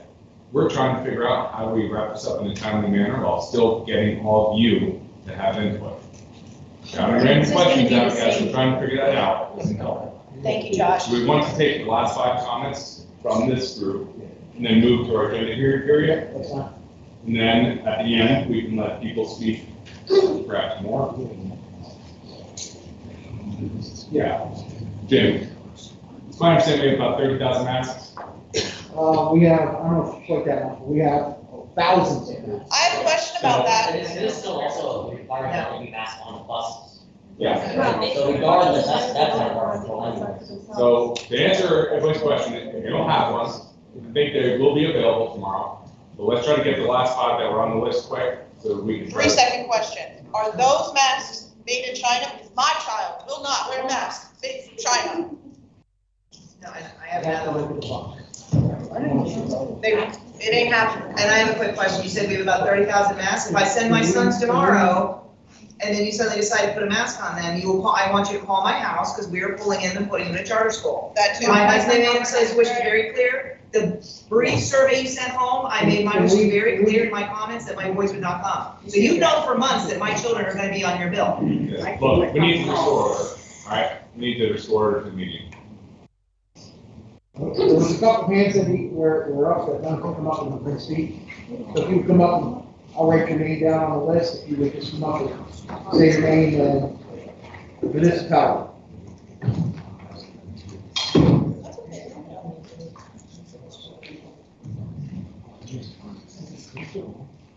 Can you stand up front here?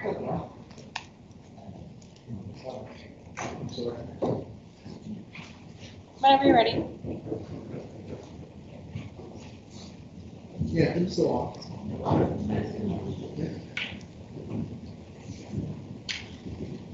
Go ahead. Okay, my name's Amber Hendrickson and I am from Franklin Township. I didn't actually plan on speaking tonight, I'm going to be honest with you. I have a child that is starting kindergarten and I have a child going into 6th grade. Yes, my child is one of those that also complained of headaches, cried every day when he got off the bus, and some people, that kind of stuff doesn't matter to them and that's fine. It's fine, but it matters to me because it's my child. I don't want to see him like that. I don't want to see him not want to go to school. I don't want to see him upset. I don't want to see him be tattletaled on from other kids because he couldn't breathe and was feeling dizzy and tried to pull his mask down, and no teacher wanted to listen to that. I have a large issue with, yes, all of the judgment that goes on these days over every little thing, your political party, what freaking side of the river you're on, anything and everything. I'm tired of it, and I'm sure a lot of other people are too. But we each have our own decisions to make about our own children. I have my youngest who is starting kindergarten who has seizures. His seizures are not normal. He does not just drop to the floor and start convulsing. His seizures are silent. One of the few things that you can tell that he is having a seizure is being able to see his mouth. Now, yes, they make plastic mouth coverings. Now, as far as I know, ever since I was a kid, I was told not to put a plastic bag on my head because I couldn't breathe right. But yet, those are my only two options, is either to put one that is plastic completely over his face or a face shield. Either of those options are plastic. A face shield has lots more areas that it can get germs or air or whatever around it than even your mask or yours. But those are my two options, even per his neurologist. If you can't see my child's mouth and he is too late into his seizure and loses his balance and he falls on the floor and cracks open his head, whose fault is that? That's what I want to know. COVID is not the only thing that we are facing, and some of us do have other things to worry about. My child being one of them. One of my other points that I would like to make, as far as everybody battling back and forth about facts, here's the thing. Everything that we own, every electronic has an aneurysm in it. No matter what your political party is, whatever, if you like Ninja Turtles versus Batman, your phone knows it. Your computer knows it. So yes, we all can have facts on both sides and argue this till we're blue in the face, but you will have facts and you will have facts over the same exact topic. Studies are done every day, and whatever their viewpoint is, they will work towards finding an answer that goes with their viewpoint. It's fact. I just want what's best for my child. I don't want my child to be judged because they don't wear a mask versus someone's child who does. My child was taught that when they go to school, or they go out in public, or they go anywhere, not to judge someone based on their physical appearance. Whether that's a mask, whether it's their color, whatever it is. But there are a lot of kids right now that are judging other people off of that. It's creating more bullying. It's creating social distancing in a way that we don't want. Kids don't even know how to smile at each other anymore. That's a problem. We need to teach kindness, and it starts here. Thank you.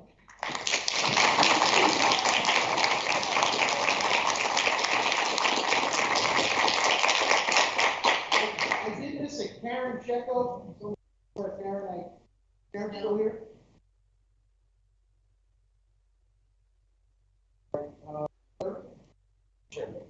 I'm Chris Dabrowski, 301 East Valley Ave, East Ralph Township. I'm not going to be long at all. First, I want to apologize to you because I was a jerk.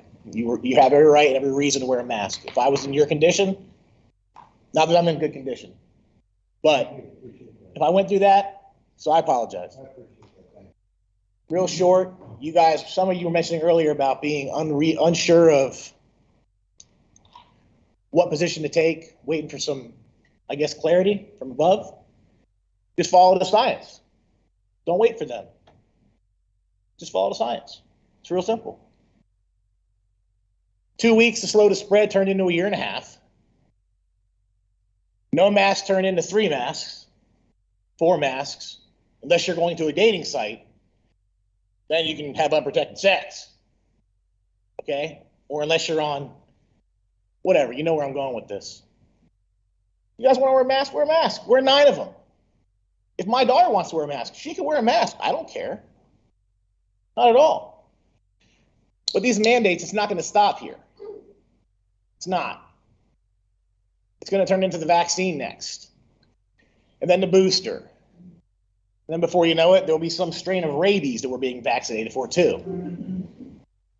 We've been lied to from the beginning, and they shove a little bit of a truth in there to keep us following. That is exactly where this is leading to. It's leading to basically people at each other's throats over putting a bandana is supposed to suffice now.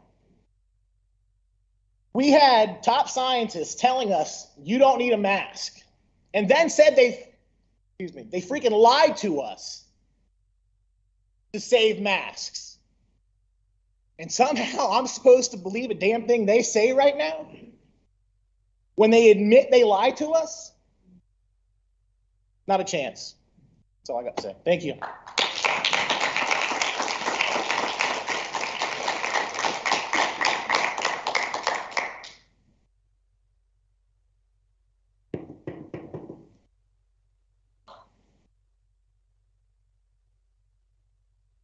Carrie Chapman, Lucas Township.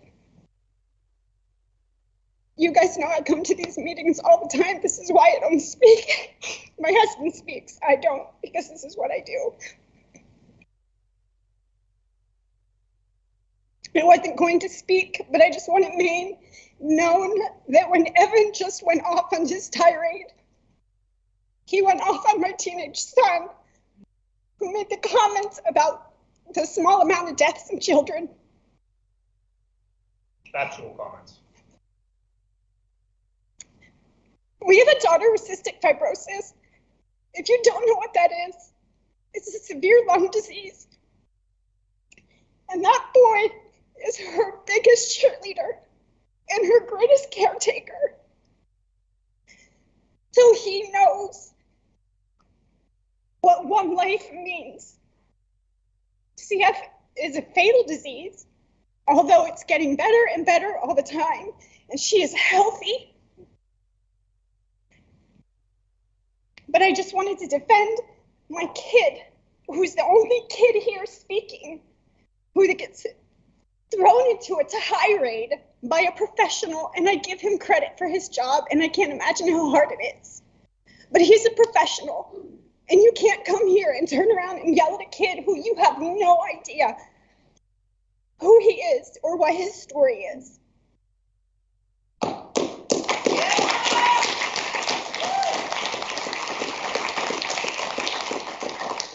And I just want to say that for 12 years, we have taken care of this little girl, and we have put our heart and soul into it.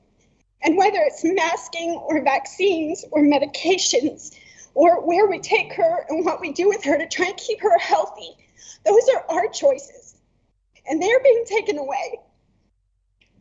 I get the mask is simple. She's worn a mask at times her whole life on airplanes and subways, in crowded spaces. We're just attempting to keep her healthy. But like I said, our choices are being taken away, and right now it's a mask. Next it's going to be a vaccine that I don't want her to have. She's already got enough chemicals going into her body to keep her healthy. I don't want it. But that's where we're headed. And that's it. Thank you.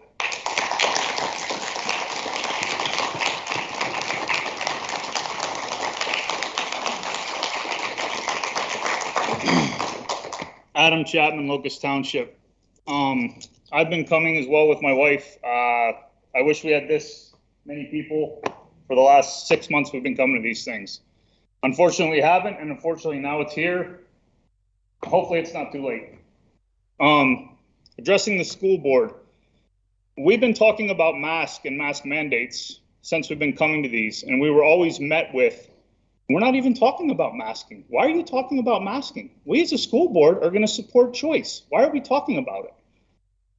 And then yesterday, we get a Facebook post that says, we're going to have a special meeting on mask mandate. So that's why we've been talking about it to all of you people that have said to me specifically, why are you talking about mask mandates? That's why, because next it's the vaccine. It's already been said. We're not talking about making the school vaccinate. We're not talking about mandating vaccinations for the school. But that's next.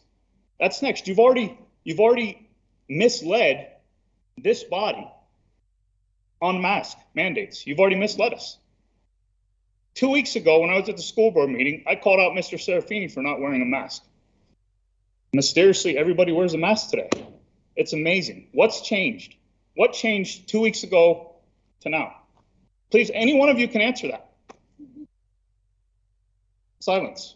Several local outbreaks. 60 units. What does that have to do with you, Eli? What that has to do with. Why 2 weeks ago were you safe from COVID and you could come to this school board meeting without a mask on in a smaller area with lower ceilings? And now today we're here 2 weeks.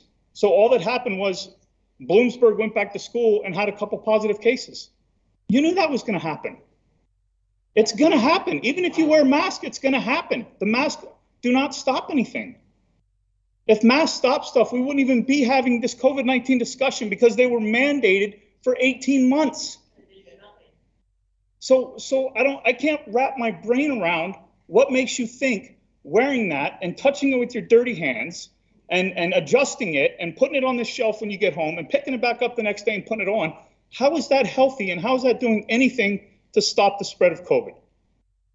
I didn't wear a mask I work in a prison, a state prison. I did not wear a mask in the prison around COVID positive inmates, and I never got it. The first case in my jail was a guy that religiously wore his mask. Hand to God. He made fun of people. He told on people that didn't wear masks. He was the first COVID positive staff member in my jail. Why is that? Am I Superman? No. Hand hygiene. I follow science, not the government. I do my own research. I wish you guys would do your own. I don't think anybody up here, honestly, has even looked at the other side. I read the entire document. And that's why it should be choice. That's why it should be choice, because you're going to have your opinion, Eli, from what you read, from what news sources you pull your information from, the same way I'm going to have mine. So let me have my choice. Do not make me make my kid wear a mask. Thank you.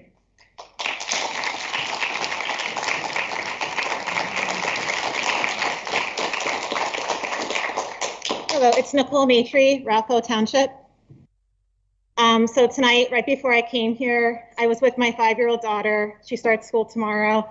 I was painting her nails, and she was just so excited to start school tomorrow. That there's just the look of excitement on her face, just knowing she was going to be with other kids finally, knowing she was going to meet her teacher, she was going to learn. So excited. We were at teacher orientation last Monday for kindergarten, and all of the kids there were just beaming, so excited to finally see other children again, finally be in the big kids school, as they call it. So happy. And I sit here tonight and I wish we didn't have to have the anger. I wish we didn't have to have, one side versus the other. I wish we can just come together for these little ones, especially those ones 12 and younger who don't have the choice to get vaccinated. These little kids, they don't have that extra protection layer that some of us, have chosen to get. And I just think it's imperative, it's so important for us as parents, as educators, to give those kids that extra level of protection, please. It's a mask, it's a face covering. It's something that she was 3 years old when all this started. That's all she knows. This is all she knows anymore, is we go out to, we go somewhere, she puts her mask on. These are little kids, and it is something, it's sad that it has come down to this, but if this is what can help them, if it can help one kid, then that is enough. And if this is something that we only have to implement for a short amount of time until the ones under 12 can get vaccinated if they choose to, if we can just mandate those masks until that happens, until we get to that point, I think we're all doing the right thing. And I just please ask you, it's been on my mind every day. I have parents reach out to me every day saying, we are just so nervous because we don't know what this next year is going to bring. But just as we were sitting in here, Danville is now mandating masks for children under the age of 12 that can't get a vaccine. We can do this. We can do it the smart way. We can still give people that choice to get vaccinated once they're able to. But until they have that, until they are able to get that vaccine, let's just let them wear the mask. Let's layer that protection for these kiddos. It's what we need to do as parents. And I'm just asking you guys to consider me. Thank you very much.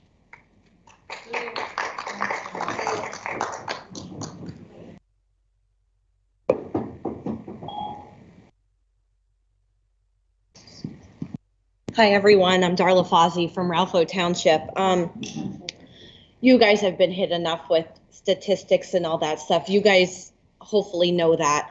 But what I want to know is when we first went over on July 19th and talked through the health and safety plan, there's more than just a mask mandate. There's the contact tracing, the cleanup, and all that kind of stuff. So what I want to know is where, is this a guideline or is this a requirement? So when we talk about Bloomsburg, that they have 40 kids that are now in quarantine, is that a guideline or is that a requirement by the Department of Education and the Department of Health that they have to quarantine, or is that what they're just advising to do? CDC they are guidelines that we should follow. Okay. So there's not a school that I know. Okay. So that's part of why we're here. hate to illness or how you feel about it, besides kind of how we have to deal with it. I don't have to school for 2 days and have to send 60 kids home. We do have students in this school who have been diagnosed with COVID just over the last week that we even started school year. So that's kind of one of the reasons why we're sitting here tonight. And hearing you guys too. Okay. So what I ask is, instead of, obviously you're hearing it's across the board. And I have parents that have reached out that said, I just want my kid in school. And if we look in, and again, I'm going to beat a dead horse and say follow the science, but when we actually look at the statistics, that 0.2% of the kids that get COVID, like if we look at the other things that are more serious, and when we talk about like the death rate of children on the CDC website, it says specifically less than 1% for cases, hospitalizations, and deaths. So can we look at other options? Can we look at the fact of, okay, so if you want to wear a mask, which I absolutely agree with, if they want to have their kids wearing a mask, they all have to have assigned seats typically. So have assigned seats for those kids specifically that need to sit in a certain area, and the kids that are not wearing masks sit in a certain area. And you said it yourself that it's a guideline. So we don't have to send those 40, 60 kids home if we're quarantined. Am I correct? It's a guideline. It's not a requirement. The Department of Health does not say you will be shut down if you do not send those kids home, correct? In my numbers and stuff.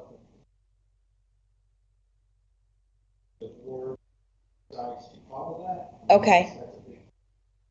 And again, we're saying recommend. Our health and safety plan, all of the CDC guidelines regarding quarantine.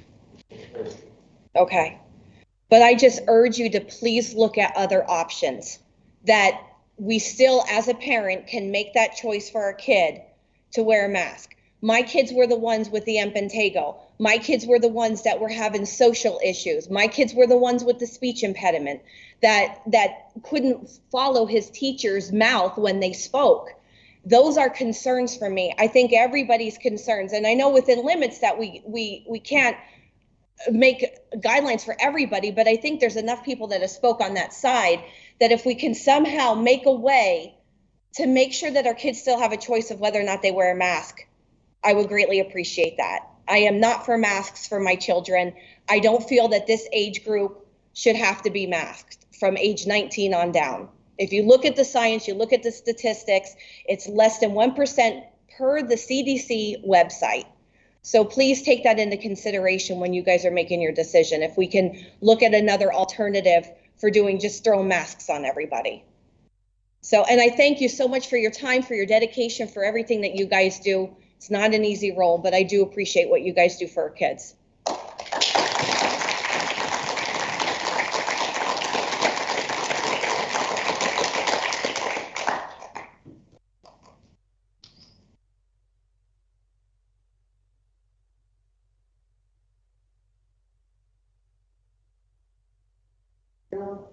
Comments here. Going back to number 24.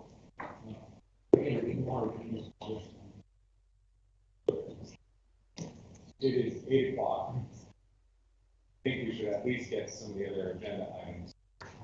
Give the board a chance to speak. Their voice heard too, or we get it back before we take further comments. Direction. You definitely publish direction comments. They are saved under a point document. Put them on a spreadsheet and get them published on the website, on the Word doc website. I was going to be testing that again. How about we do this way? Let's make a motion to suspend the meeting. Mr. Becker, I'm sorry to interrupt, but again, school board members and Mr. Becker, you guys please talk up to make sure you're getting picked up, please.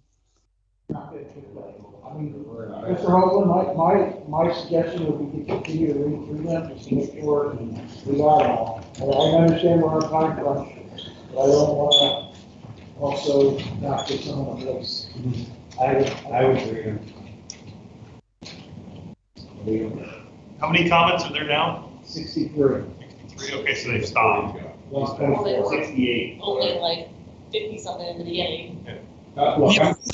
This is Mr. Davis speaking. We have 44 comments to right now that get through yet.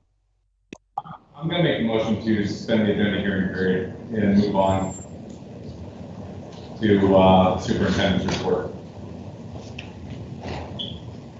I'll second it. Tim, if you can hear us, there's a motion and a second on the floor to suspend the agenda hearing period. Move on to superintendent's report.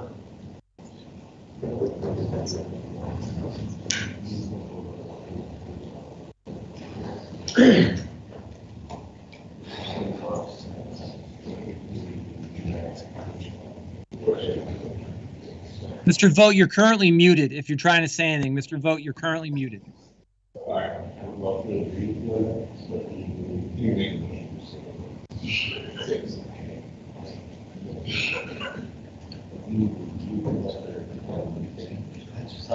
I make a motion to table his motion of suspending the agenda hearing period due to the fact that we need to have the agenda hearing period before we can vote on any items in the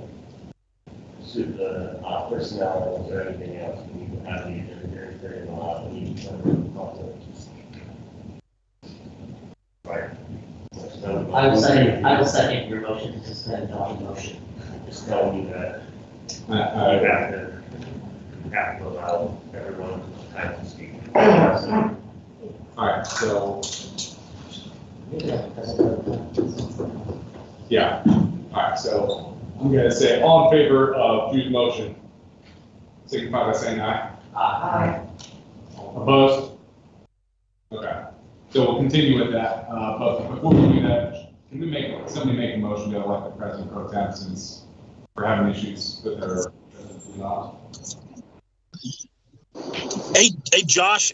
I honestly, I'm sorry, but I had a moment there where I couldn't hear anything, and I still can't hear you guys. You got to speak into the microphone. If you yell towards the computer, it will pick you up. If you need the microphone, so you have to push the button. Tim, are you okay if we elect a president pro tem so we don't have you cut out again? Listen, if I understand this correctly, you guys are suspending the agenda hearing period. You can't do that. We cannot do that. I'm sorry, but you can't suspend the agenda hearing period. Those people have to be heard. Yeah, I'm sorry that I lost you for a second, but you can't suspend the agenda hearing period. We're over that. We're not suspending it. But we're just go ahead. Continuing with our comments. Yeah, let's continue with our comments. Comment number 24 is from Edward and Talia Stefanovich from Pax Sinus, Ralpho Township. Due to the increasing number of COVID-19 cases in our communities and the ease of transmission of the Delta variant, we are in full support of mandating masks for students, regardless of vaccine status, until cases decrease to an appropriate level or other determinations made that could impact the decision to not require the mandation of masks. This decision would pose a small but worthy burden to students and staff that could help school to function more smoothly while we continue to deal with this pandemic. It would reduce the transmission of disease, act as a barrier for hands and fingers in the mouth, provide cover for sneezes and coughs, and reduce disruption of positive cases are found among students or staff. Students and staff will decrease those who are in question for quarantine. Again, that's Edward and Talia Stefanovich, Pax Sinus, Ralpho Township. Comment number 25 is from Andrew Kuznerik, Cleveland Township. It is a very lengthy one. Questions for SCA school board meetings, August 29th, 2021. 1. Will staff and students be supplied with medically certified disposable masks and sterile disposable gloves to change out masks every 15 to 20 minutes? What masks are the standard and how do they protect the eyes from virus entry? What proven deacon procedures are to be performed during unmask, remask? Question number 2. If cloth masks or disposable masks are allowed, will regular lab sample testing be made to ensure the children are not inhaling room environmental skin and mouth bacteria into their lungs? 3. If cloth masks are acceptable, which brands, styles are medically school board authorized?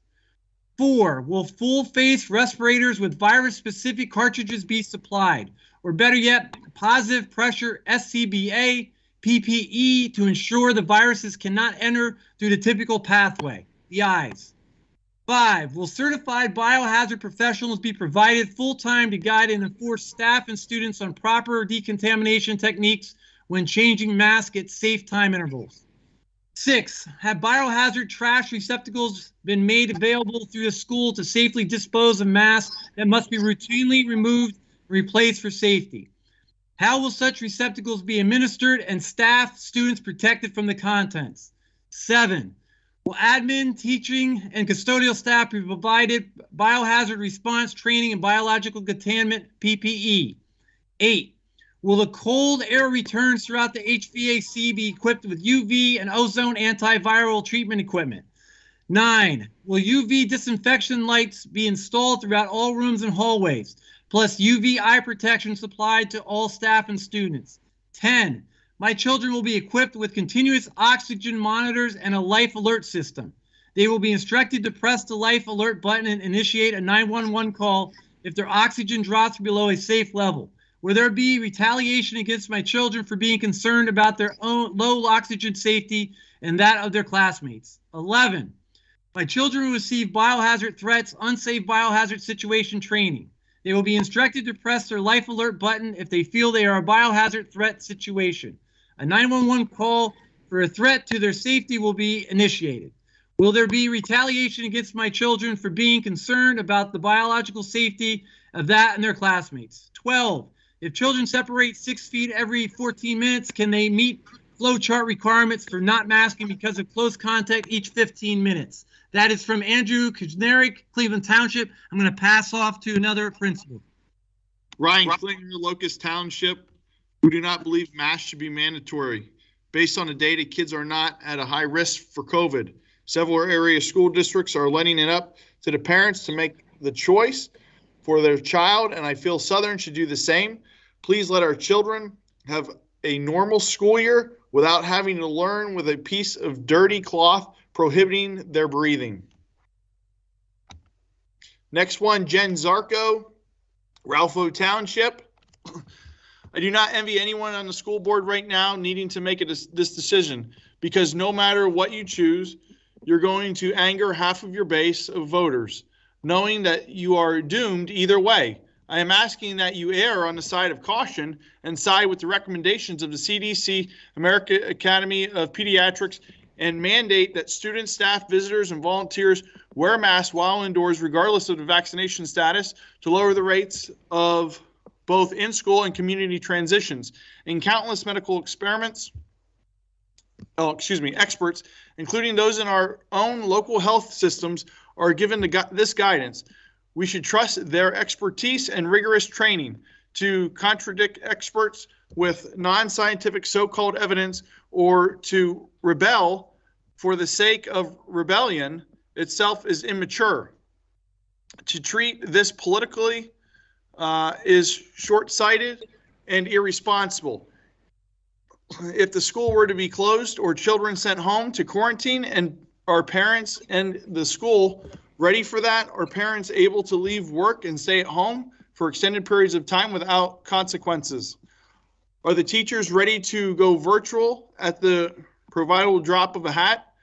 I'm afraid a lot of people aren't thinking ahead of possible consequences because everyone is so dead set on being right in their own opinions and winning a stupid argument that hangs the health of children in the balance. It is being reported that the vaccine will be approved for elementary school age children in a matter of months, and then parents can choose what happens next. The rules of the game will change with the vaccine. We are literally on the verge of an autocracy going away. But for now, please keep our children, their families, and the school's teachers and staff safe, and mandate the use of masks while indoors. It is a responsible choice to make the decision right now. Thank you, Jen Zarko, Ralpho Township.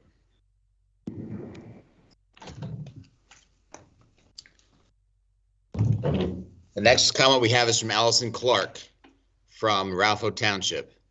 I would like to urge the Southern Columbia Area School Board to adopt mandatory masks for all students, staff, visitors, and anyone else entering a school building. In addition, I would like to urge the board to reinstate social distancing, especially in the cafeteria and during lunches. You recently had presenters from Geisinger who recommended masking and social distancing. The CDC, World Health Association, American Academy of Pediatrics, and numerous other professional health organizations all recommend universal indoor masking and social distancing, regardless of vaccination status. It is the responsibility of this board to follow the recommendation of health professional and do everything in the power to protect children and staff. Please do not wait for an outbreak to occur, like we are seeing at Bloomsburg and Warrior Run school districts. Please choose to be proactive in your approach. Please follow the science and please follow the recommendations from trusted health organizations. Thank you. Again, that's from Allison Clark from Ralpho Township. The next one we have is from Kristen Smith from Locust Township. I am asking the Southern Columbia School Board to please reconsider the mandatory masking policy. I have a 12-year-old that is vaccinated, but my 9-year-old is not.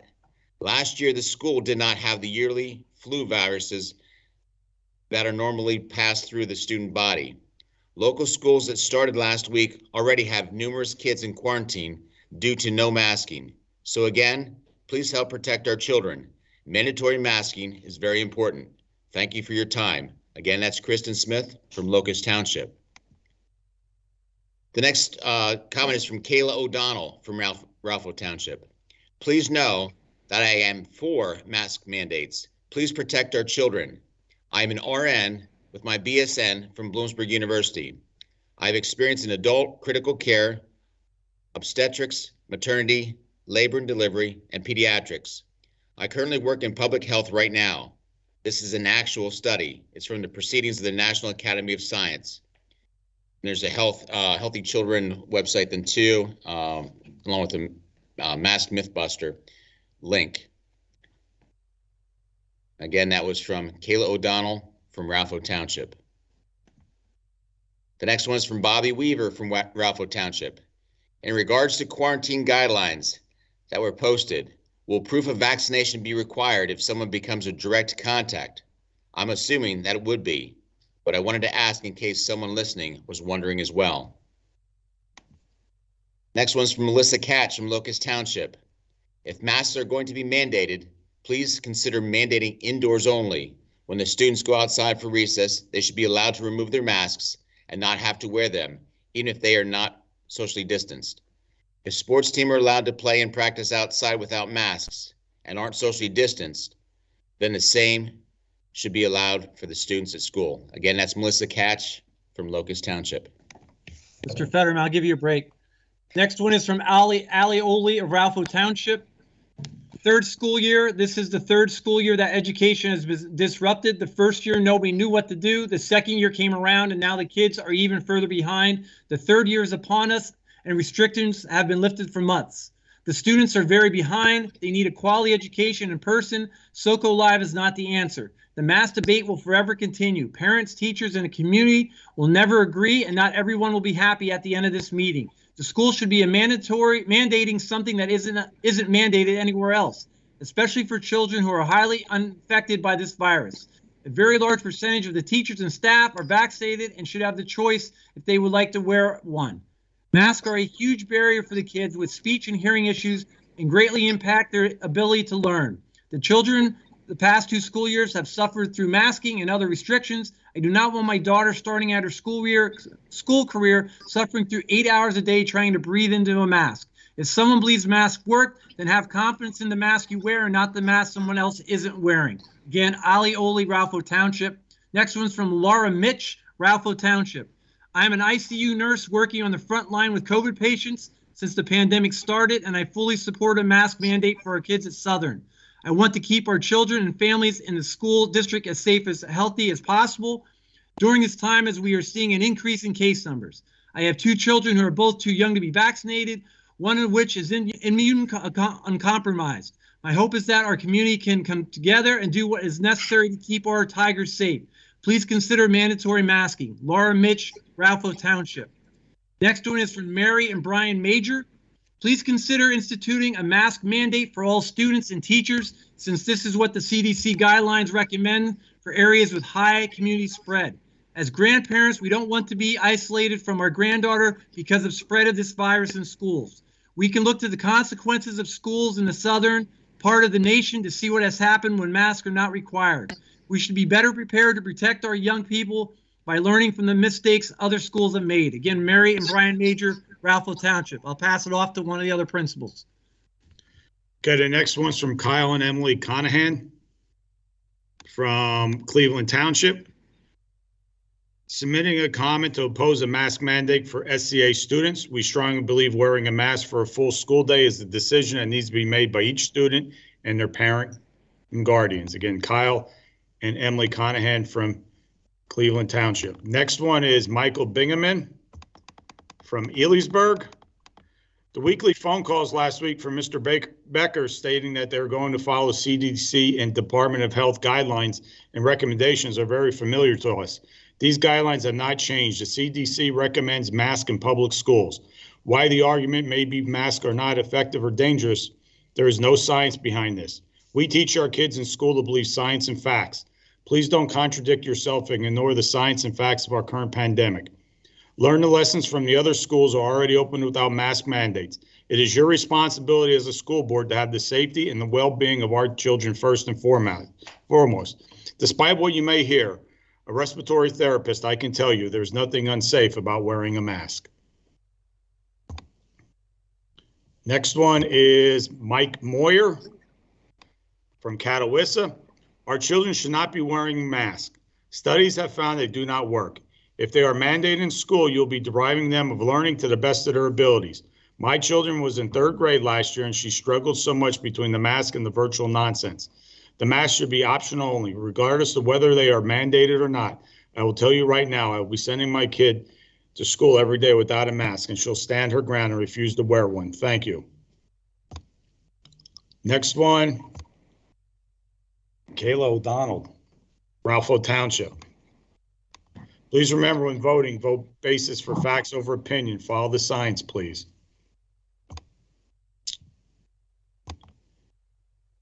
Kerry Woodland, Ralph Township. Please mandate masks for all students and staff in our schools and initiate distant protocol, especially in the lunchroom, at least until the vaccine is available for all age groups. To go against the medical advice of proven professionals, irresponsible and disservice to our unprotected kids. After vaccines are available, there's time to give everyone choice if you feel it's appropriate at that time. Look at what's happening in other schools already. Listen to the professionals you invited to speak at the previous meeting.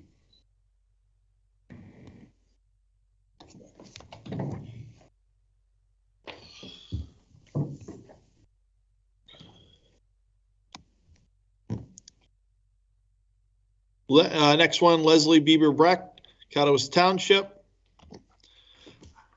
I would like to see masks required, at least at the elementary school where students are unprotected, considering younger children are not allowed, not always proficient in physical distancing, along with 2 grade levels who are now in larger class sizes than last year. I feel masking is necessary to protect those students and staff. We have had the advantage of time with a later school start this year to see what is occurring in schools that have chose to have a masking optional plan. Now, with positive COVID cases and students quarantining within the first week of school, it's become clear that if we want to keep our students to continue in-person learning, we need to protect our students to the greatest extent possible, including masking. Carl Lizardo, school physician. As Southern school physician, I feel that I should give my opinion to the school board. My feelings is that we are heading in the direction of another significant COVID surge. In order to try to prevent this from becoming as severe as it was in the beginning of the pandemic, I feel that all school districts should start requiring masks within the school. Hannah Mitchell, Cleveland Township.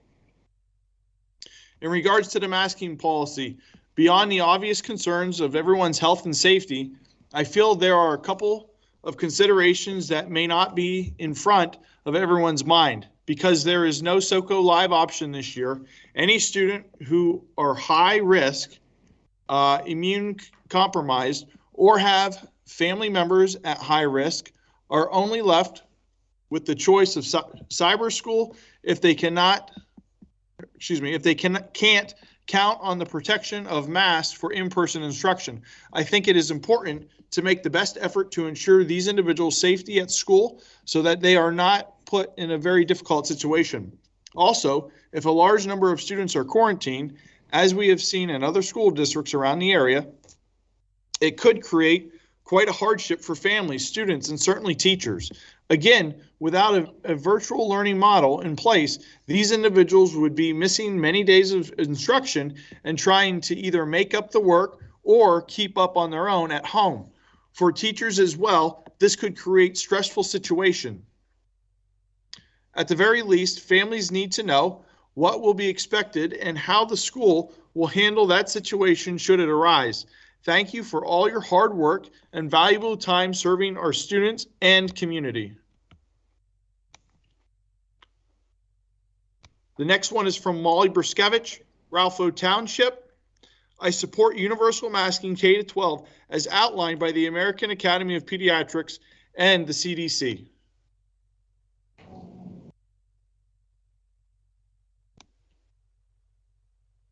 Next one, Mia Gensel, Locust Township. I wish that you would mandate masks because myself wanting to return as it is my last year of elementary, I would like to return as I did SoCo last year. I don't want to be missing out on anything or lack learning. Also, I don't get to see friends, and it would be nice to get to return to learning more and get interaction. I'm going to interject there and let the public know that that was from a 4th grade student. Next one, Maureen Hulse, Catawissa Borough. The school board carries a lot of weight on their shoulders. The ongoing discussion of focusing students to wear masks is a decision that should not be taken lightly. The fact that certain individuals believe that they have the right to tell a parent what is best for their child, especially regarding the health and safety of the child, is disgusting. It is every parent or guardian's right to raise their children as they see fit. No one has the right to treat these children like they are sick. They are the healthiest age group and should be treated as such.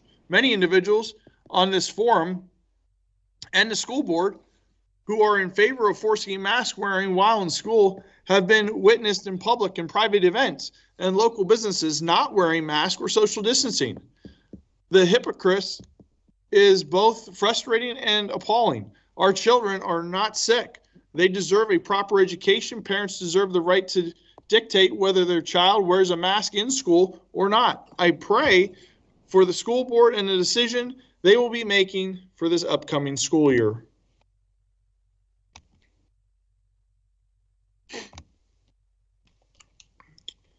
Louis Philippine, Ralpho Township. As a taxpayer in the district, I'm urging the school board to implement a mask mandate for students and staff. As a Florida resident, I've seen the virus work in ways through schools, prompting at least 10 districts to defy Governor DeSantis' ban on mask mandates despite the threat of sanctions. I've seen my own school district close as a school for more than a week because of COVID cases among students and staff. I have family living in the Southern Columbia area school district, and my fear is as cases spread throughout the schools, they will be carried into communities, exposing people who are trying to take precautions urged by the CDC and other medical experts. As members of the community, it is the job of the board to provide a safe environment for students and staff and the public. I interject here real quick. I don't believe that was a resident. Can you make sure moving forward that we are? Taxpayer. Oh, never mind. Ryan Deal, Cleveland Township. Even though there is no clear guidance from the state on how schools handle the use of masks by staff members of the schools as well as the students, I myself believe that anyone under the age of 12 should be required to wear a mask since this group is unable to be vaccinated. Over the age of 12, these students are able to be vaccinated, and at that point, parents and the student need to make a decision to get vaccinated or not, as well allowing parents or children the choice to mask or not. This should be a choice by us as parents to have our kids in mask or not after the age of 12. I have great faith in the board to make the best decision for our children of the district and implement what is best to ensure that our kids are back in school and having in-person learning.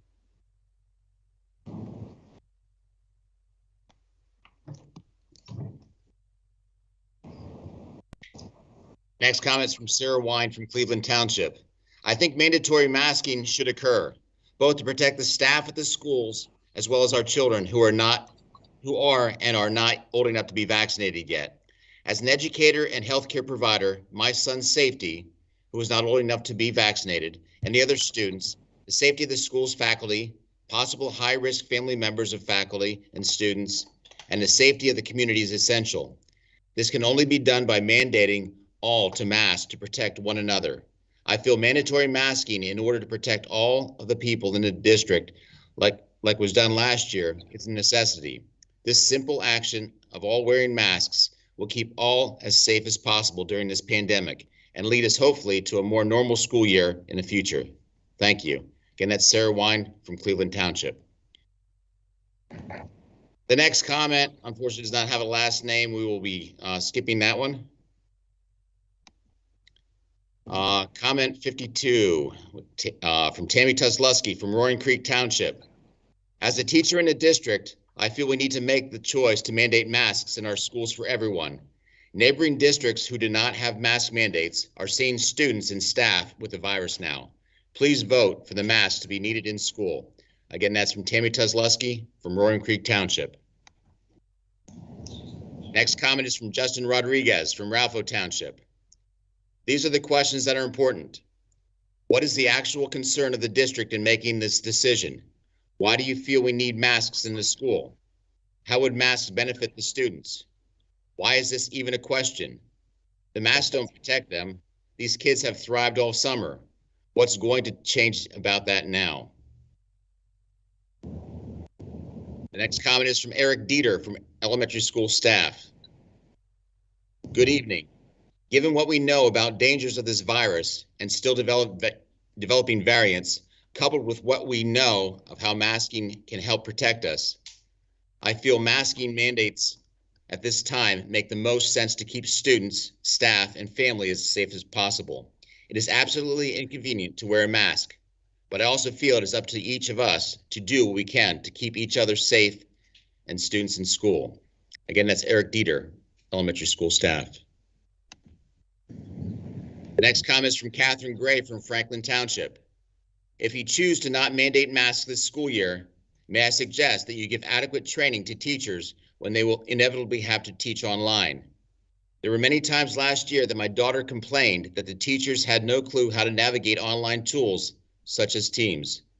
Furthermore, I do support the mask mandate, but if the board decides to make it optional, I honestly think that teachers need to get better training for the inevitable online teaching.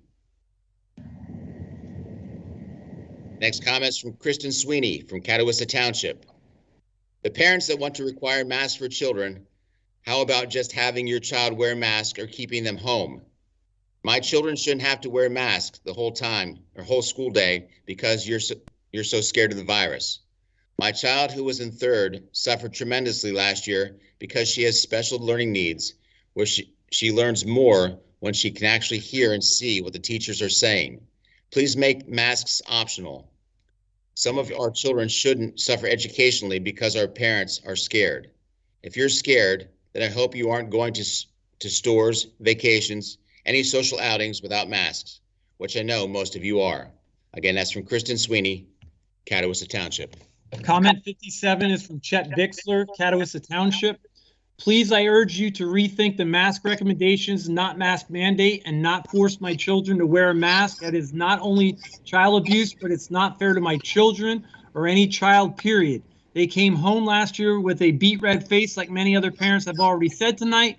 They aren't getting the correct oxygen and rebreathing in carbon dioxide, and they're also tired and depressed as they deal with this child abuse, which is not fair to them. If you have a problem, either don't send your children to school or separate the masked versus the unmasked. Most kids have been wearing them all summer also, but it was okay, no mask during the summer skills program. It's sad you already said you had your minds made up before this meeting. Again, it's sad, very, very sad. Chet Bixler, Catawissa Township. Next one is from Jennifer Harold, Franklin Township. I support a mask mandate as a healthcare worker in a long-term care. Children recover from COVID? Yes, this is true. Adults and vulnerable people do not recover from COVID. This is a small price to pay to avoid exposing others who don't have a right to choose. Jennifer Harold, Franklin Township. Next comment 59 is from Allison Turner, Cleveland Township. People keep comparing our K-6 kids wearing masks to adults who do it daily. You cannot convince me that all kids are wearing masks properly and using proper cleaning of their masks to make it an effective method of preventing spread like some adults do. To watch these kids who have the same mask on all day cough and sneeze in their mask, touch them to remove them, touch items around them, and with those same dirty hands put their mask back on over their face, I urge you to allow parent choice, much like we have parent choice for the flu vaccine. Allison Turner, Cleveland Township. Comment 60 is from Amy Moreau, Ralpho Township. I'm in agreement and support that children in grades K through 12 to require masking as it's the best way to keep our children, staff, and families safe. The children need to attend school in person for the best delivery model. Masking is the best way to keep kids and staff safe and continue to allow our children to attend school. It is the school's job to help us keep our children safe.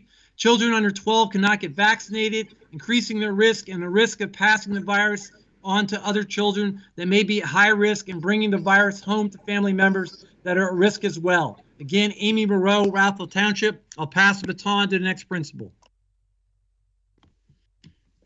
Stephanie Christian and Kevin Kazmarek from Ralpho Township. As physician assistants, we highly recommend the school board vote to require masking in school. Last year, with required masking, COVID-19 cases stayed low. Without masking, it's a matter of if, but when the school will have an outbreak. Be proactive, not reactive. We have seen at least 2 local school districts, Berwick and Bloomsburg, have outbreaks with 1 week of starting school and switch to mask mandates. Listen to science. P.S. There are not 6,000 coronaviruses. Misinformation dangerous. Next one. Nicole Roscoe, Ralpho Township. There is a major issue here in that the argument at hand is not the effectiveness of masks, the effectiveness of the vaccine, and how well your child will handle COVID, etc. The issue is the school board is facing and making decisions to the best benefit of the majority of our students. That's literally what public elects a school board to do. Given the current flow chart, the only way to ensure that my younger unvaccinated child will not have to quarantine is by ensuring that all students are wearing masks. If the flow chart would read that masked children would not have to quarantine if he was exposed, then I would fully support my child, my choice. However, the flow chart does not read as such. Therefore, the choice to send your child unmasked may indeed cause my child to be quarantined, even if I chose not to send him masked. Next one is Abby Clark, Ralpho Township. I think masks should be mandated in school. I believe the masks do help and vaccines do help because I trust the proven science, not the word of someone with no scientific knowledge. With the new Delta variant of COVID-19 spreading faster than the original virus, masks will help prevent students from getting the virus. If masks aren't mandated, the students who isn't wearing a mask has the virus or exposed, it's nearly guaranteed that another student will get the virus.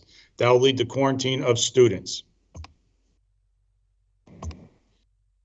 Cynthia Klebon, Ralpho Township. If a student has a medical condition, why they can't wear a mask, should they be evaluated to play sports?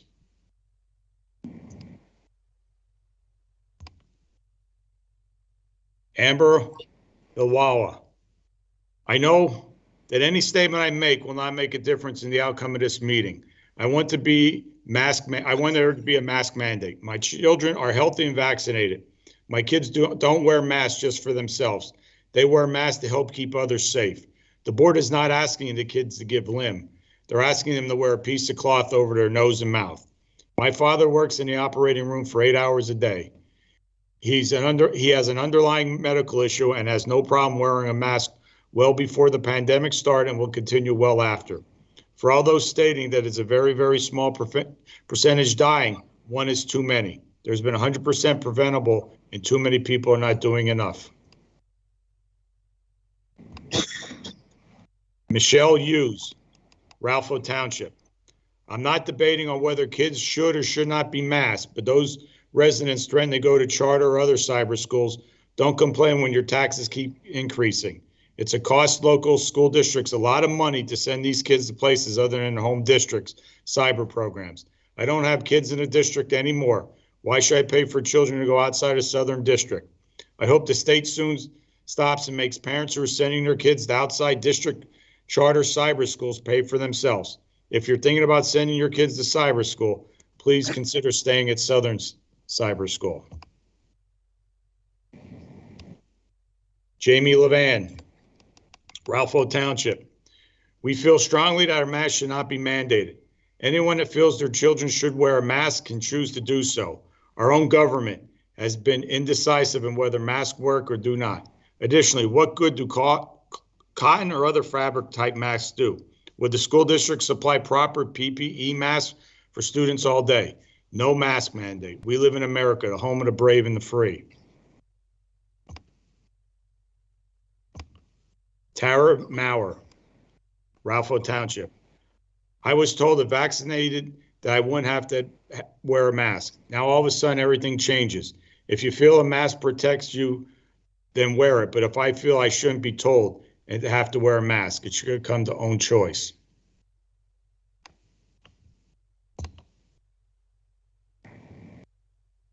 Mark Wojtovich, Franklin Township.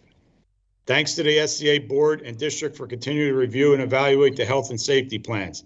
These are not easy decisions. In order to keep our kids learning in person as much as possible, I am supportive of a mask mandate to limit the number of students that are quarantined when positive cases inevitably present. Thank you. I'll take over, Mr. Callahan. Comment number 70 is from Amanda Moser, Ralpho Township.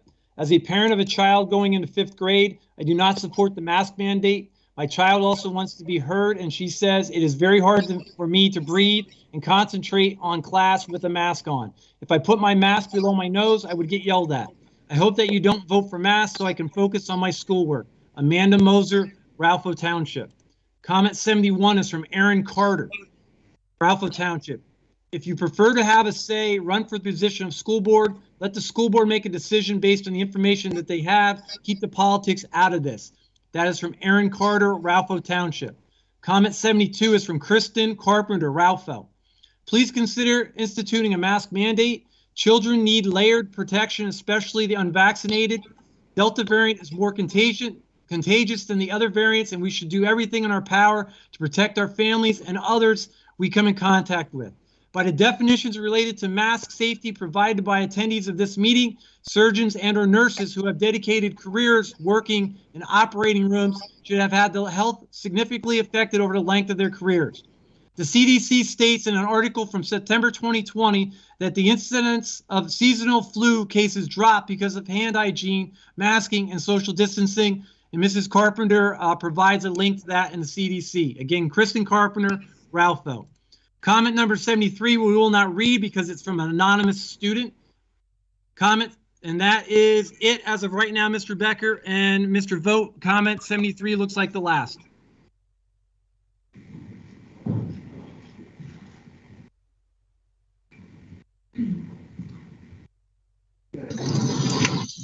All right, with that, Mr. Becker, I guess we'll move to the superintendent's report. I have nothing on the agenda tonight. Everything is going to be like I do, Mr. Holman, I know you wanted to speak.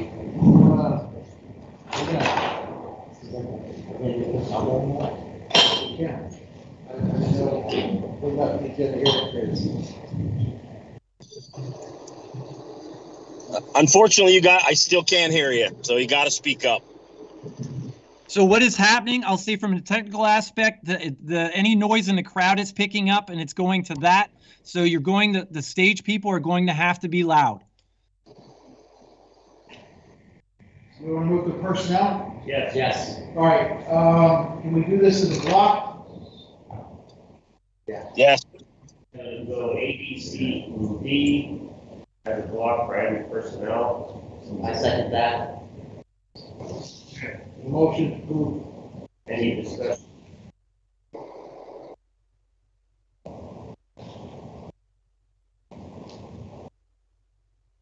I have one question. Okay. Secondary art teacher's salary, is he higher on the scale? It's step 15 of the bachelor's salary schedule. Yeah, some of these specialty, right, some of the specialty positions. Yes.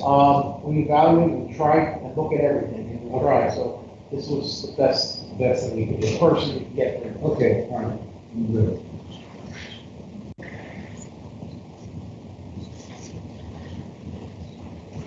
This will be roll call. Oh, this is the I or? Yeah. Yeah. Tim, are you there? Yes. There's a motion on the floor and seconded for items A through D for personnel.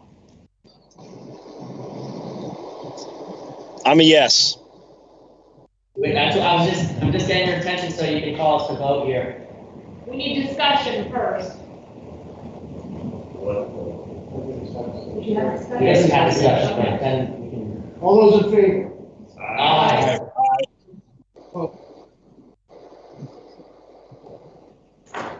Okay, policy and programs. Also, you want to put that?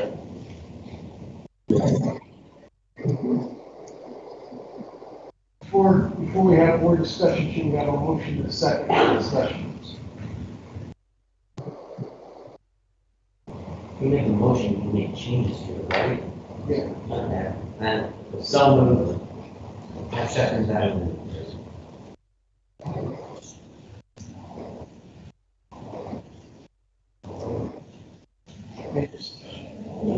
At least we gotta discuss the changes first, and then we can have discussion. Yeah, absolutely. Ordinance. All right, so changes are small. The change date that are being reviewed, the review date will be today. That's not changed yet. The review date today. It goes down here, it's all in red. There's staff voluntarily wear masks when inclined, and take out district recommends all universal individual, all unvaccinated individuals wear masks, especially while indoors. That will be taken out as well. The district, added to it is the district will mandate masking in all buildings for students, staff, and visitors regardless of vaccination status.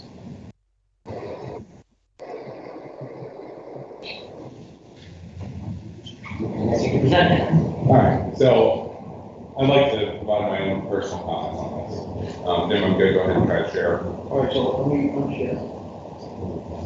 Okay, should be brief, right?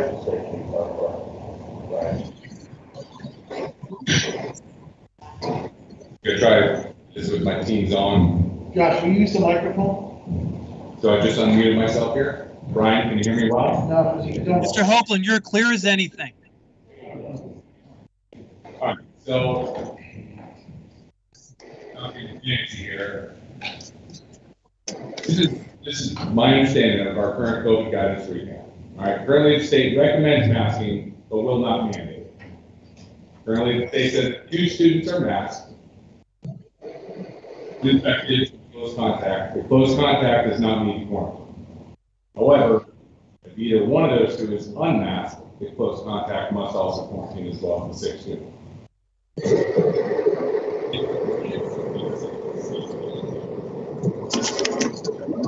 state says vaccinated without symptoms don't need to quarantine, but unvaccinated without symptoms must quarantine. That's correct, right?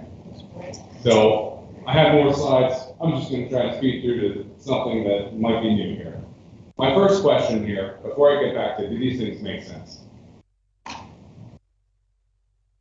This is something I've been looking at a lot, all right? There's a ton of countries here.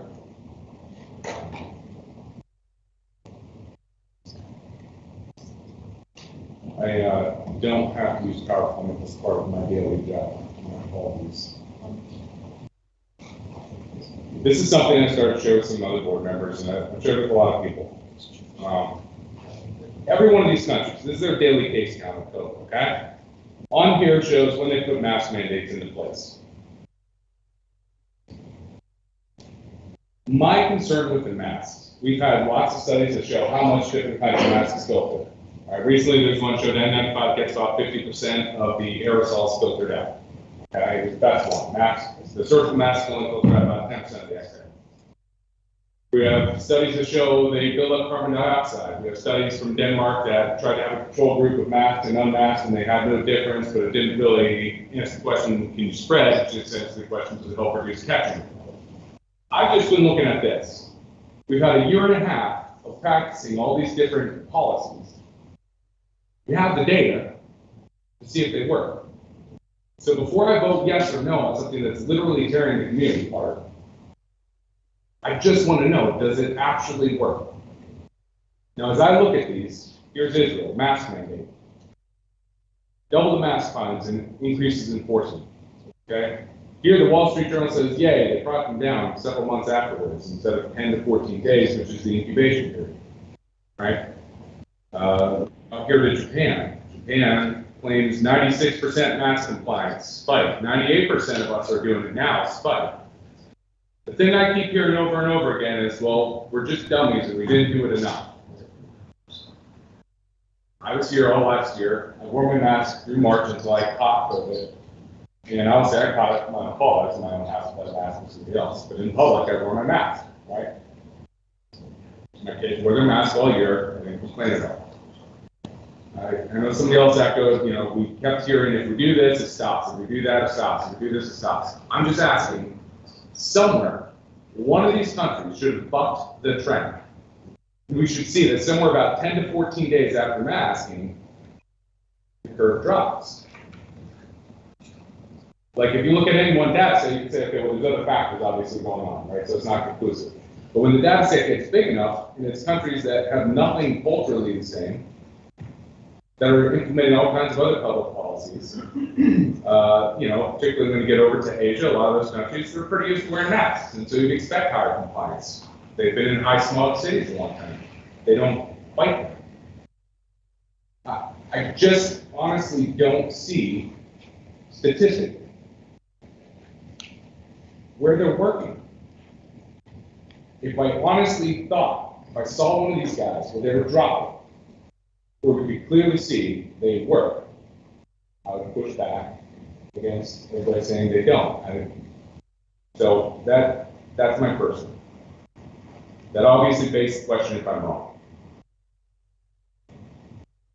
I've heard just one. I've heard it so many times. I feel really bad for Evan that was here earlier tonight. That man has one of the most difficult jobs in treating pediatric patients that are in very, very severe condition. I've said often, if I ask any doctor how many can die before we all get to go back to normal, if they say anything more than 0, I either fire him or hit him or maybe both. I don't want that guy as my doctor, right? So acknowledging the fact that anybody who's had to treat anybody, this is not an easy topic for me. Not trying to add insult to injury. Anybody who knows somebody who's died from this, I get it. It's not easy. It does still beg the question. Here's other causes of death for pediatric. You know, the gentleman that talked about the traffic deaths. The numbers I came up with were 3 times as much as COVID. None of us have stopped driving our kids in the car. We buckle them up, we do everything we can to protect them. And even with all those protections, 80, 100 years of taking an automobile from, you know, 4 wheels and a gas engine spitting smoke and oil on them, to today with airbags, crutch zones, child seats, seat belts, everything else. And we still have 3 times more than COVID. I've been saying this whole time, I just want to look at the risk reward. There are other things with a higher risk, and we haven't modified our behaviors to account for that. As in, we still drive kids. Suffocation, much higher. Fires, the same. Drowning.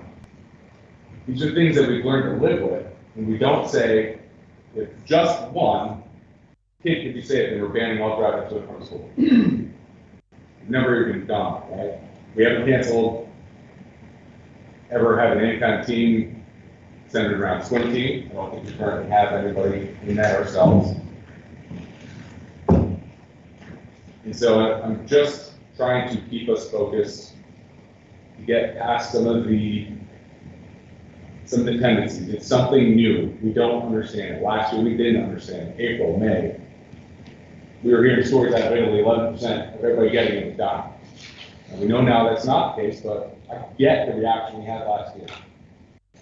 We have a lot more data. So then you start thinking, okay, well, what about the variants? Is this different, right? I'm looking at data primarily before the variants hit our country. And so this is the UK. They were about a month ahead of us, okay? With the Delta variant. They hit their curve, they came back down. So one of the things we've been seeing in Florida and hearing is, okay, all of a sudden in Florida, we're seeing this giant spike in pediatric ICU cases, which is terrifying because up till now it hasn't really affected kids. If we really are putting a lot more kids in the hospital due to COVID, I want to know that. And we don't have all of Florida's data yet, so I'm looking, okay, well, what did they see in the UK? Well, right here, it was back in January of this year when they had their first big spike, 0 to 4-year-olds. Here's their July and August. They have the same case rate being hospitalized for 0 to 4, same for 5 to 14, same for 15 to 24. So that looks promising that it is not more severe for kids, although we are seeing more kids catch it on this variant. Makes sense because we're talking about higher viral load, right? But if even more kids are catching and the hospitalizations still stay the same rates, then that would mean it is less severe for kids, right? If we have more getting it and the same amount going to the hospital, then it's got to be less severe. That's my hope. It's not a fact yet. I'm looking at this. Maybe that changes next month. I don't think so. They're over their peak in the weekend. So I looked at Florida. Last 4 weeks in Florida, there have been 5 kids 0 to 16 that have died from COVID. I'm not saying 5's okay. I'm not saying 1 would be okay. But it does seem to jive up with the other numbers we've seen today. So when I tell you guys that this is my opinion, this is where I'm at, this is why. I'm looking at these things and I'm just not seeing. So I sincerely believe that based on this statistical data, I'm not looking at the medical journals or anything else at this point, we have a year and a half of data to know what has worked and what's not. I don't think the masking helps. I sincerely believe that based on studies of vaccinated people passing COVID to others, the same as the unvaccinated, shouldn't be considered in determining the risk of spread. That goes back to the state's idea that if you're vaccinated and you don't have symptoms, you're okay to stay in the classroom if you watch your case, unless you present. But if you're unvaccinated and you don't have symptoms, you should get out right away. The current science doesn't support that. The studies have shown that they had the same viral load in the mucosal membranes, right? So I don't know where the state comes up with this idea, unless frankly, people at the top are pushing people to get vaccinated. Oh, you get this shiny benefit. I don't believe for one moment that our good people like Evan locally are thinking that. I want to make that clear. I think some people are. I think our local people are not those people. So far, Florida and the UK seem to indicate that Delta is more contagious among kids, but not more harmful. Based on ICU rates and death rates. Because of the state's lack of following the science on vaccinated spread, simply using the term mask without specifying quality, I don't believe their recommendations are valid. If you're going to say the kid who was sick had some kind of face covering on, we don't care if it was N95 or surgical or 3-layer cloth, he had his face covered. And somebody else had the same garbage face covering next to him. That makes no sense why you would say you don't need to quarantine. You know, we've seen some students, you know, some of our athletes who are active. I'll never forget seeing their mouth through their mask on. When the state makes zero distinction as to the quality of the mask, and they just say, well, they had something, so it counts. Well, that makes me question, what are they doing? So I can sit here and poke holes in it all night long, but that doesn't really do us a lot of good, right? So we've seen other local schools, Berwick or Bloomsburg, 2 cases, 40 kids in quarantine. I wouldn't say that that's a giant outbreak, but it is a giant disruption. And if we're going to stay with our current quarantine, then we're going to have that same disruption this week. And I'm not sure that it makes sense. If a vaccinated person is just as likely to spread it, and if we're saying asymptomatic spread happens that day or 2 before you present symptoms, well then, vaccinated or not, you got to quarantine, right? And if we're saying the quality of the mask matters as to how much viral load you exhale or potentially inhale, then if we're going to go down that road, we ought to put some kind of standard on the quality of the mask that we're going to calculate. For me personally, here's my recommendations. And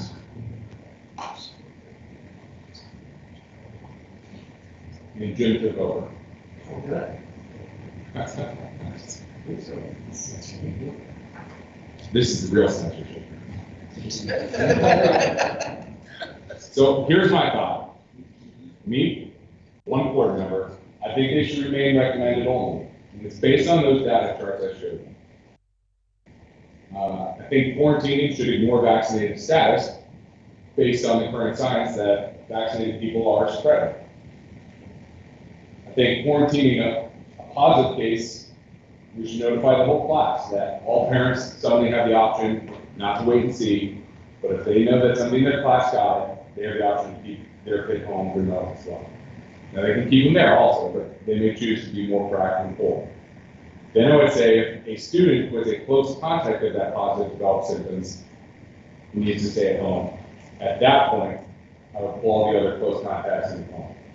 At that point, it's indicated, okay, there may have been spread in that classroom, and now we're going to step it up and be more proactive and pull the other kids in that circle around the desk out of the classroom at home to be more cautious. And then the same as last year, at any time a student with symptoms should stay home immediately until they can get a negative test and make sure that it's not cold, make sure it is COVID or not vice versa. That's my thoughts. Well, to be the counter to that, I guess, I really appreciate the very nuanced look here, Josh. I just started really to have this conversation. I just want to touch on a couple of points why I am in favor of the mandate. So I know that there's been a lot of talk, especially about, you know, why would we mandate it here, but then people go to parties and they do whatever stuff they otherwise would do. The way I see it, education is compulsory. So if students are required to be here, I feel it's our responsibility to make sure they're safe. If they go home, you don't want them to wear a mask and you want them to go to parties, that's on you, that's their decision. For me, under 12 is vulnerable, so that's one of my concerns. Risk mitigation, Josh talked a lot about, you know, things, and it's 100% true. There is a lot of things. There's obesity that kills more people, heart disease, car accidents. I will absolutely concede to that point. But you know, when we talk about these things, I think we have to have reasonable conversations about what we can do about those things. For cars, they are dangerous, but we put seatbelts in, we put airbags in, we put all those things you said, and you know, and when seatbelts were first instituted, there was the same exact thing. You know, people were refusing to wear seatbelts because who can tell them to wear this belt when they drop. So we can have reasonable steps to prevent risk. And for me, if there's something that we can do, I think we should do it. And that kind of goes back into the freedom argument. I'm all for freedom, rights, but we limit a lot of things. When I was in high school or middle school, Heelys were just introduced, the shoes with wheels, and like that they were banned. And maybe it's my right to wear shoes with wheels on it, but so I think we can have this reasonable discussion of what our freedoms are and what reasonable things we can put in place to keep people safe. And so when we talk about the virus and other students, if there's something we can do to avert the risk to other people, I think we should. Another one of my concerns is readability. These viruses, obviously, they will mutate the more people that they get into, the more likely they are to change. And I'd rather not have to deal with another variant. And then also just the logistical nightmare that the quarantine requirements are. And I'm not against the quarantine requirements because I think that they're a really good tool in preventing mass spread of it. But if we have one classroom with one kid who has it and everybody is unmasked, you have to contact trace that whole class and all their close contacts, and pretty soon, yeah, exactly. We'll be contact tracing them for every single class they have that day. Everybody, So it makes it, it'll be a logistical nightmare to figure out who has it, who's a close contact, what classes we have to shut down, all that stuff. So my recommendations, like I said, I'm in favor of a mandate for 2 weeks. I think it's important. I'll get to you in just a second. Let me finish. I appreciate that. I think it's really important that no matter what, I'm not in favor of just a blanket mandate in terms of indefinite. I would like a 2-week one that we can evaluate in 2 weeks where other districts are, where we are as a school, and we can make another reasonable discussion on that and revisit the situation, because we may come out in 2 weeks and realize that it's still spread like crazy in our district and why do it. Or we might come in 2 weeks and realize the opposite. And I think that that's really important that we do that. And going back to why when I do it, again, I think we have a responsibility to our local medical institutions, at least right now, to kind of just play it really safe, because I don't want, now that all these local schools are starting to get back in, for there just to be a huge influx and overburdening of our local hospitals. I would suggest for K to 12, but I have an opinion at least K through 6. I absolutely think that we need to have mask breaks. I don't know, work them in the schedule. I think there can be a reasonable enforcement policy. I don't think anybody should be afraid of taking a drink from a water bottle. That's unacceptable. I don't know where that came in at some point, but we can have these kind of reasonable discussions of, you should do this, but we're not going to glare at you until you put it back, kind of back on just because you took a sip of water. And then of course, no masks outside. I think the guidance is pretty clear on that as well. And then, please, Mr. Chapman. Yeah, I just have a question. Josh obviously put some time and effort into his views and his stance. I was wondering, I know what your decision is tonight. You just told everybody here.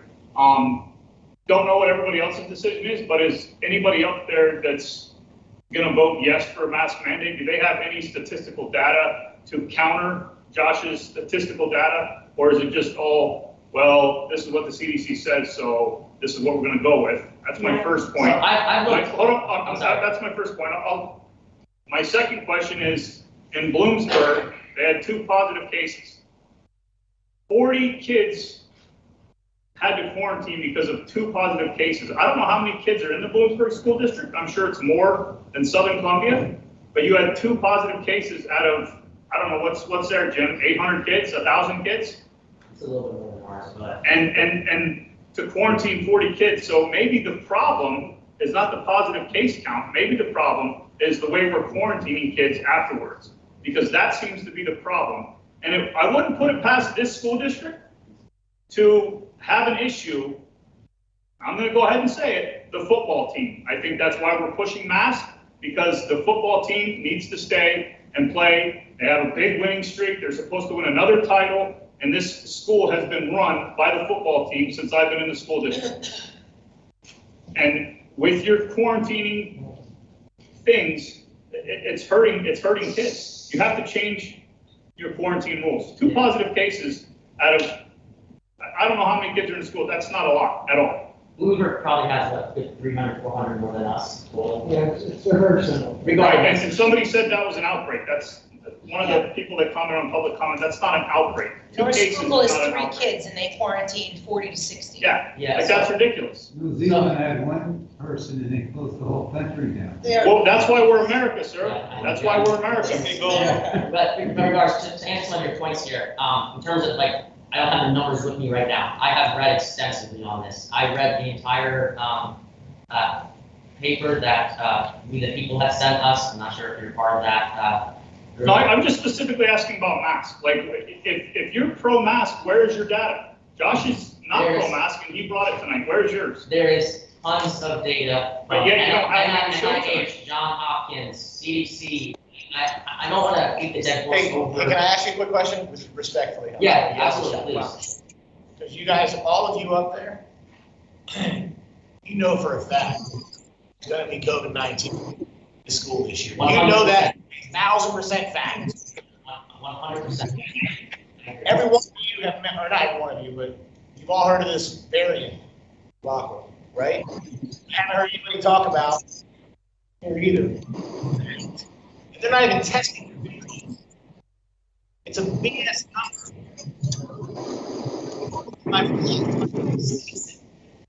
That they're assuming 80% of new infections are the variant. That makes 80% is assumed. That makes 0 sense. And the reason why they're doing that, I'm being a conspiracy guy here, sorry, or I'm more, is because if they say, well, only 2% is variant, their fear is that their vaccine is going to be deemed useless. So they're calling extra ones variants, and it's in the literature. They're literally stating all rapid test results, I just got one 2 weeks ago, all of them, none of them, excuse me, will show a variant. Not one. They don't exist. You have to go to a hospital and have an actual variant test. So you guys shouldn't even be citing variants at all. It shouldn't even be in your grammar, because that is a BS number. You know that's true. But before you know that's true, right? Yeah, you know that's true, correct? So I can provide some more context with that. So the reason that that it's true that, I mean, your rapid tests and the single swabs, they don't get variants. And the way they get the numbers for like how a variant pops up is there's tons of statistical models, they use tons of statistical data. And what they do is, they kind of take in relation with the people who are admitted to the hospitals who they have to treat. Yeah. And that's where a lot of it is the Delta variant. That's where you see that a lot. So then they take these statistical models, they kind of pump it through there, and it projects it onto the larger thing. So it very well, let me ask you a question. Right now, I'm blessed with driving 94 miles. If I could just interject here for 1 second. As for the public comment, we allowed you guys to talk and you had your time. This is the time for the board comment. So I'd appreciate if the public would reserve their comment to the end. I raised my hand, by the way. Tim, I let him talk. I just have one more comment to make, and I'll shut up, I promise. I'll let you guys control my life. It's all good. One more comment, promise. And then you guys can do your whole Fauci socialist thing. Check it out. I drive 100 miles to a place called Renova. It's a real nice place to go work on a pipeline. It's a toxic thing you guys probably all hate called gas. With that said, in Renova, they used to have a bunch of tanneries and all kinds of good stuff, and it polluted the area, the water. And there was a lot of cases of cancer. 20 years ago, 30 years ago, 50 years ago. And what I wonder is if somebody comes into the hospital, they're complaining they're dizzy, they got a headache, and they got a knot in their neck. Is it safe to assume they have cancer now? Because that's what you just said, basically. You just said that all these, they're looking at who has this variant in this area, they're checked into a hospital, so now they're assuming that all the rest that are come 80%, essentially, or let's just say 50% since we're assuming, the number isn't real. You can't assume they're all variants. They're afraid that this is going to prove the vaccine is ineffective. That's what they're afraid of. It's not a conspiracy. I don't even like conspiracies. I really don't. They're disgusting. This is becoming blatantly obvious. Josh just pointed out several studies. You're mentioning statistics. I don't know. We can debate this all day. I think we've had this discussion here, and I certainly respect your view for sure. And this isn't an easy decision either way for anybody here. I didn't wake up and be like, yes, I'm gonna say yes today. And no one's excited either way they vote. Because it's clearly the passions are fueled on both sides. So my larger question is, whatever we decide here tonight, please have some grace with us, with each other, whether you agree with each other or disagree with each other. We're all Southern Columbia here. We all really love and care about our school.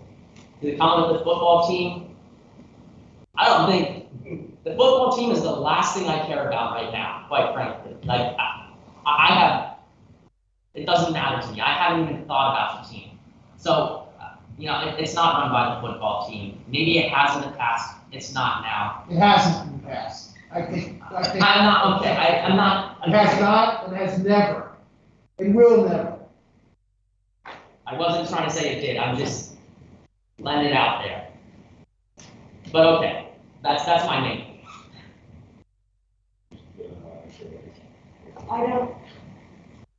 I'm going to be perfectly honest. I have no statistics, Mr. Chapman.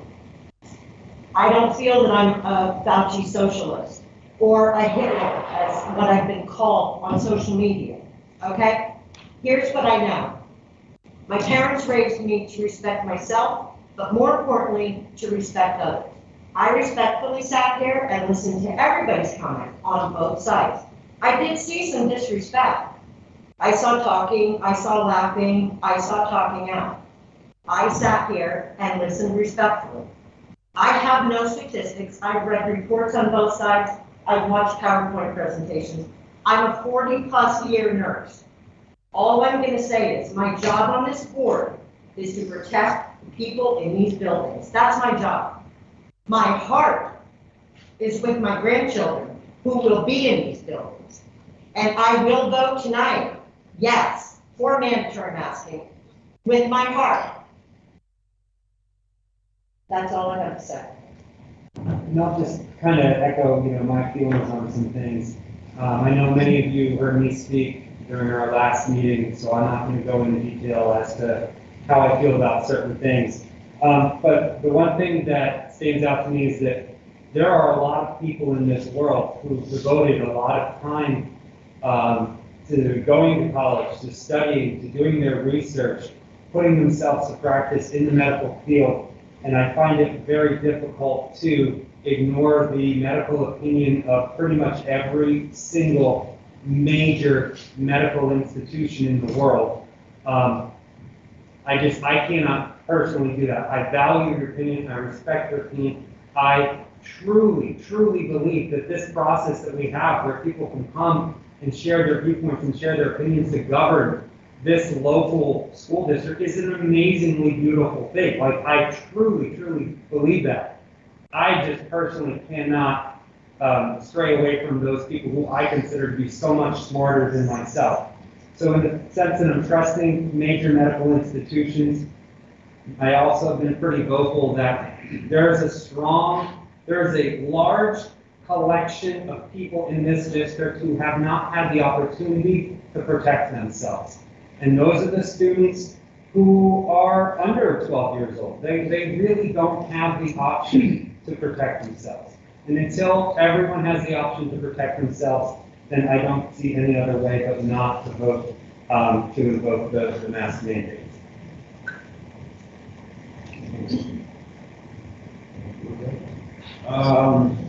First of all, don't shoot me, I'm only the piano player.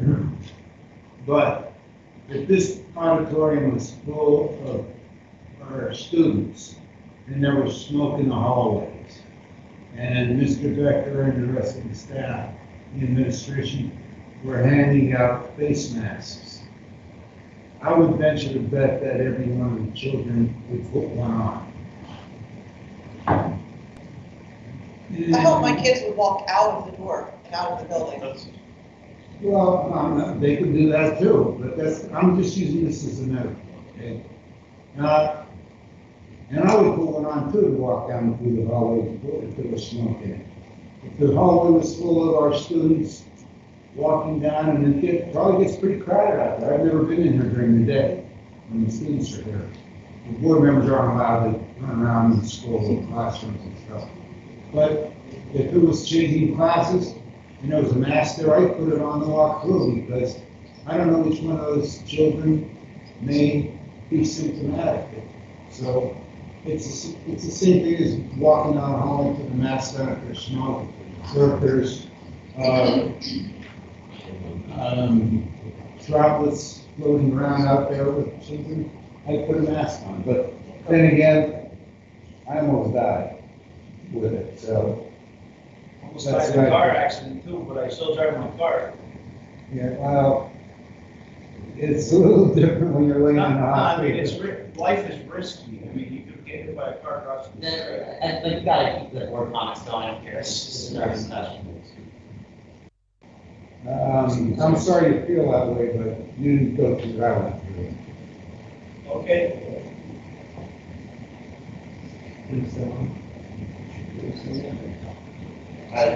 I'm a healthcare professional.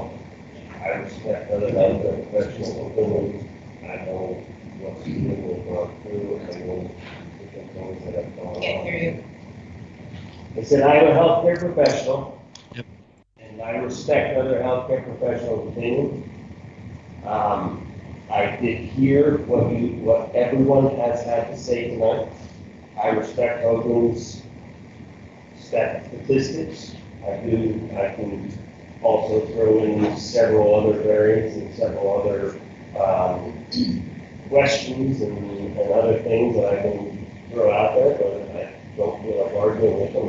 I see exactly where he comes from, but I can also ask him, is the numbers less because of that, because of masking, or despite the less because of it, overall, but again.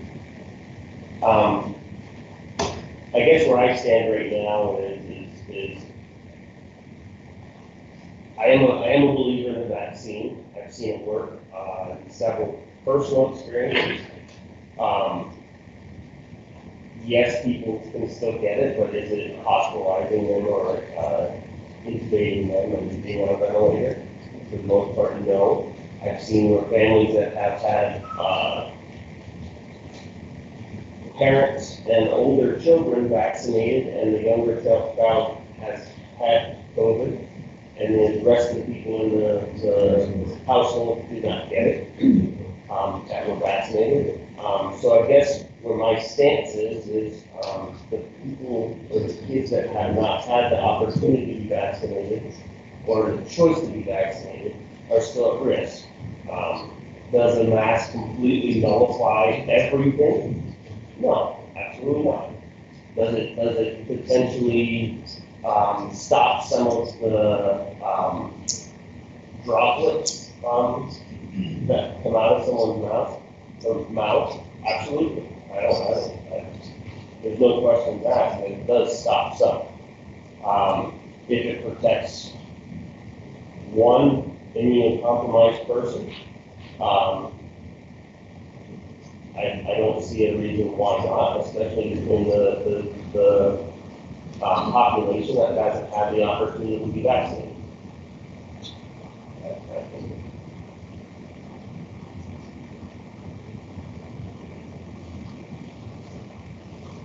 Tim, do you have something to say?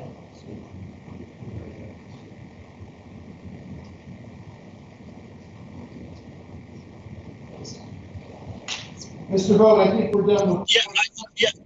I do have one comment. So from the beginning of the pandemic, we followed the guidelines and the recommendations from the state. Today, the guidelines and the recommendations from the state are to recommend masks, and therefore I will be voting no to change the policy. Can't hear you. Another thing I'd like to bring up is the quarantine.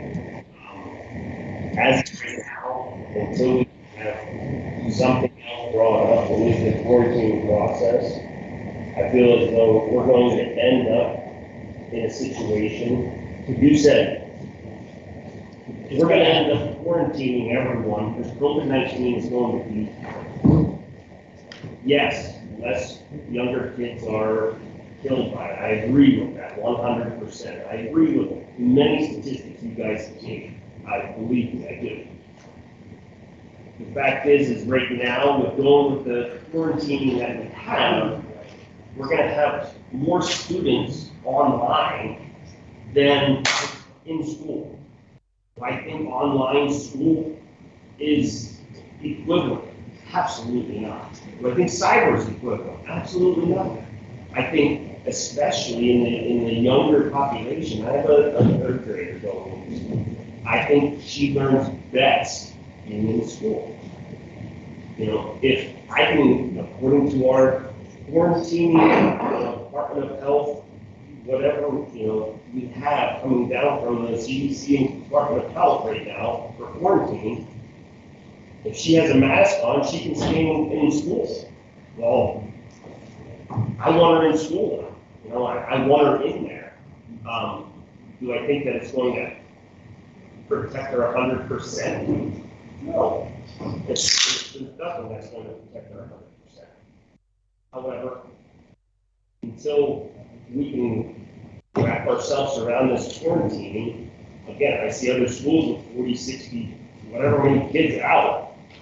I don't think that that's something that we want here. So I don't know if it's something that we can discuss or whether we can come up with it or whether we can get a better guidance from the state, whether or not we can adjust quarantine or do whatever. But according to what we have now, we're gonna, like we said, we're gonna have COVID-19. It's just that we're gonna end up quarantining and having half the people in total die or cyber. So, Eli, you said about a 2-week, whatever, something that we can have part-time so we can keep kids in school to at least figure out what we can do as far as quarantine. Yeah, I think it's helpful to have, well, first off, I think you should always be reconsidering it, but for 2 weeks, if we do that, we can at least it doesn't say for the rest of the year. And then again, my thought process is as soon as everyone has an opportunity to be vaccinated, I think that my own opinion is, that's where it is. Yeah. But on the other hand, at least it's a temporary thing, it's not across the board, and hopefully we can get some guidance on this quarantine thing. Well, in 2 weeks, I see that our hospitals aren't being overburdened even more than they are now. I see that, cases in schools are still staying relatively low. Even because we have a lot of dishes we can wash now, whether they're being masking or not.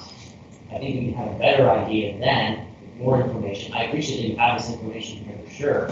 It's just more information, the better. Playing it safe for me is. So, just ask one last follow-up question, couple of times in one breath, I guess. Does it bother any of you that knowing that vaccinated people are also likely to spread, still treating them differently as though they're not as likely? Am I totally misreading that? Not necessarily that it bothers me. It's just the fact that, yes, they can spread it. And again, to people who are unvaccinated or people who are vaccinated and are not getting the viral load or having the viral load, that puts them in a hospital situation. So yes, it can spread to unvaccinated individuals. But when everyone has the opportunity to be vaccinated, that choice is not individual. Okay. And then same question with the masks. Does it bother you that any old mask counts under the state's policy? I would say, yeah. That, I mean, a single layer mask, I mean, it does stop a minuscule amount of droplet. I mean, it does stop something.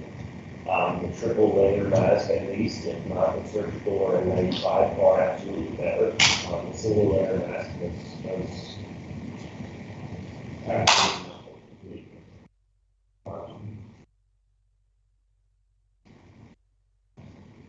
But yes, it does bother me that there should be. But that brings up the question then, are we going to enforce an N95 only mask laws? I don't think it's necessarily that. I think even the triple layer cloth is even, you measured, now I have the statistics offhand, the percentage that actually stopped. I'm just saying a single layer see-through mask is close. It's very close. Yeah, no, I'm sort of stuck on this because I don't want kids to have to breathe through even more layers, right? The CDC does say if you put kids in N95s all day, they will have breathing difficulties. So obviously there's an upper threshold there. I just think it's garbage that the state puts that in there that, you know, whatever old see-through thing counts.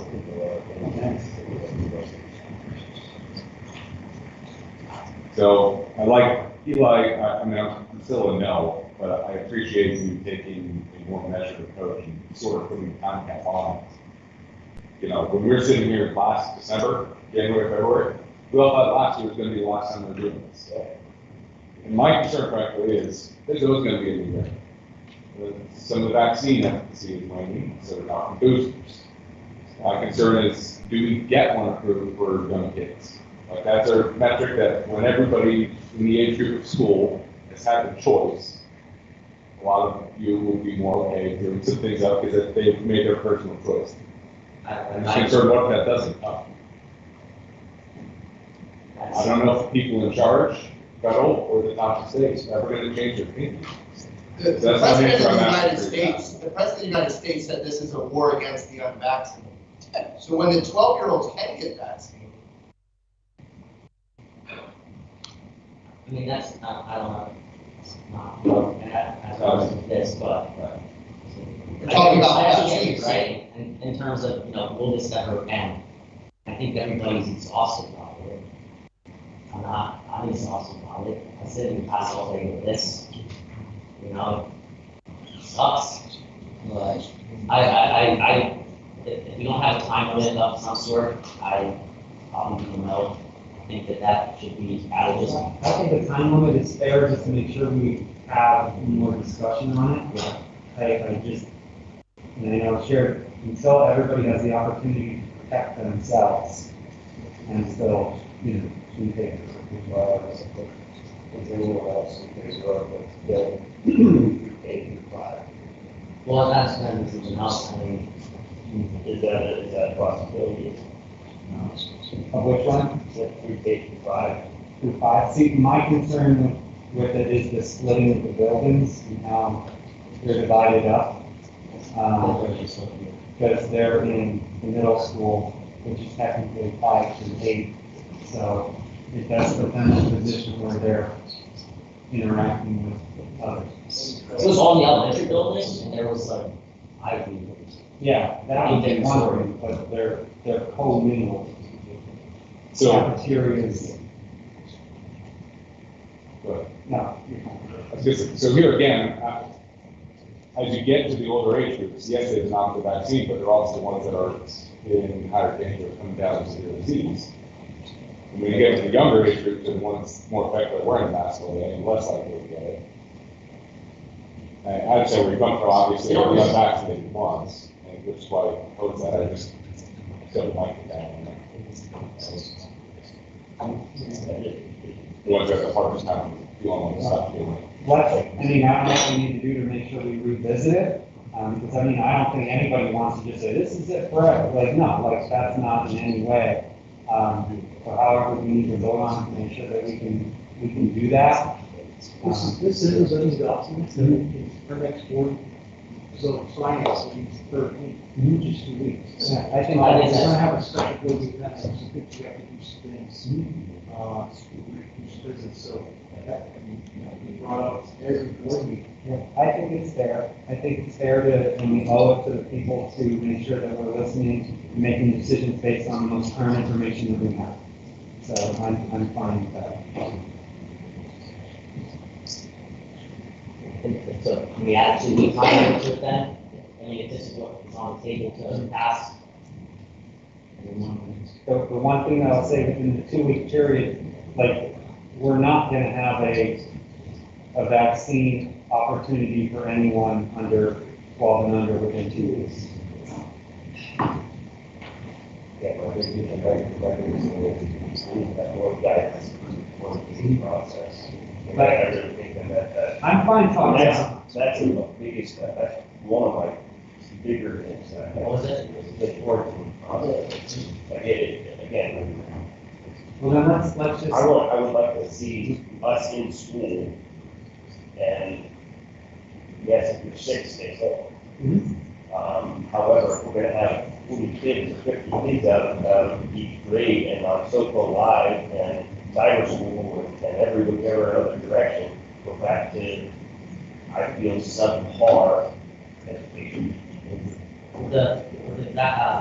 You mentioned that the vaccinated being treated differently. When they're wearing masks, it's false, right? In terms of working requirements, everybody's wearing a mask, whether you're vaccinated or unvaccinated. Yeah. They treat the same, right? Okay, yeah, that, if that wasn't the case, I would advocate for making sure that if they're wearing masks, I think it is different. If not. But,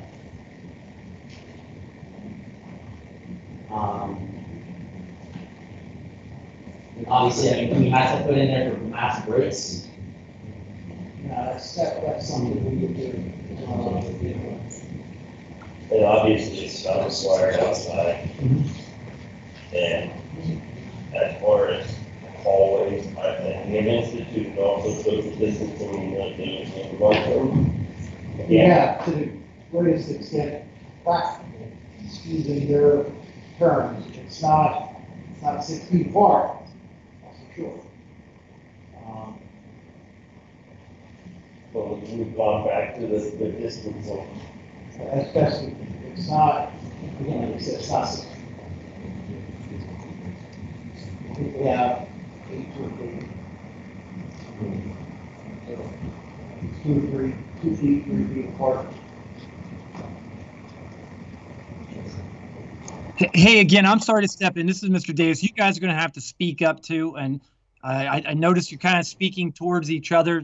Remember, you guys speak towards the computer. I apologize for interrupting.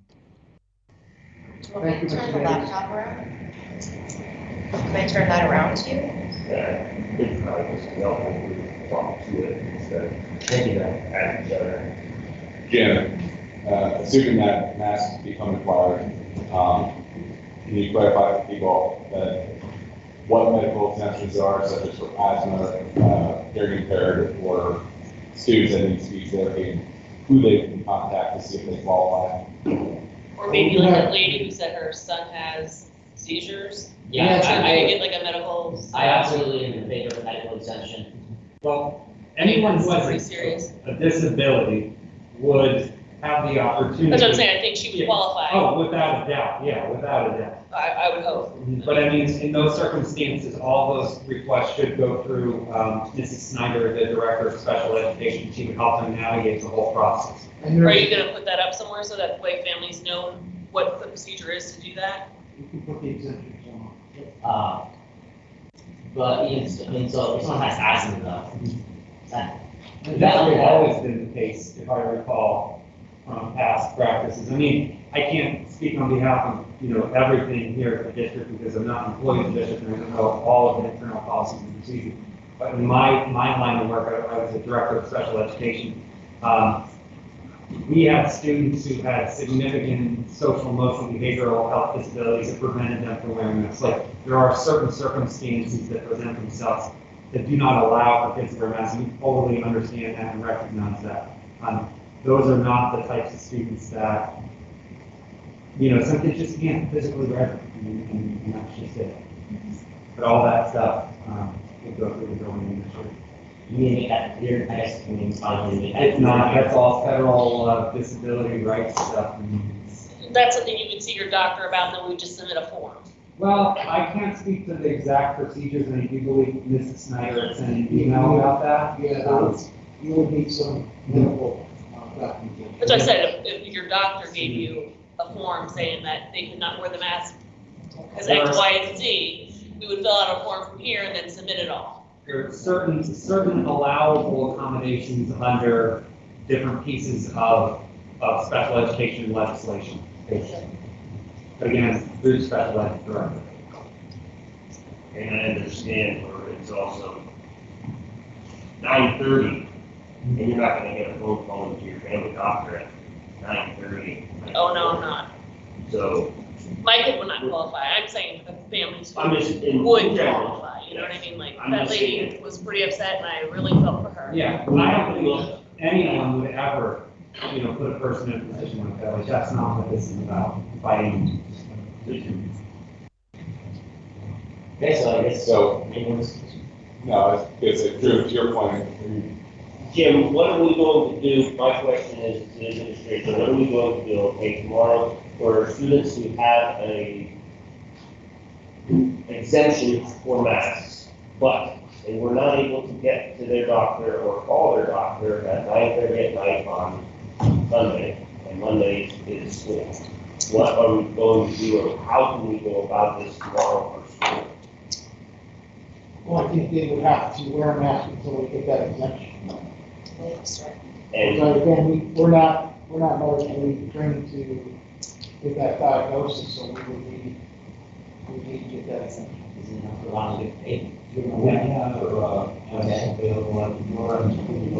Yeah, buses are loaded with masks, and we will have masks in the offices. So any mask is approved then, right?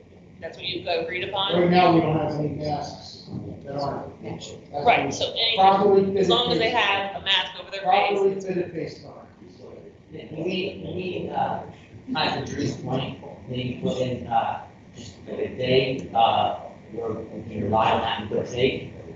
Even the day to get the contact with Jen, get all the medical professionals. I will also point out, and Mr. Becker, it might be worth touching base with like the solicitor on, because there are differences between medical mask exemptions and exemptions based on a student having a disability that could potentially require that student to have it documented through either an IEP or a 504 plan. So that might be definitely more passionate. We worked through that with some students last year. Again, we didn't have any medical, this isn't new, this medical exemption form. We had this last year, we haven't had any, to my knowledge, we've had some special education students.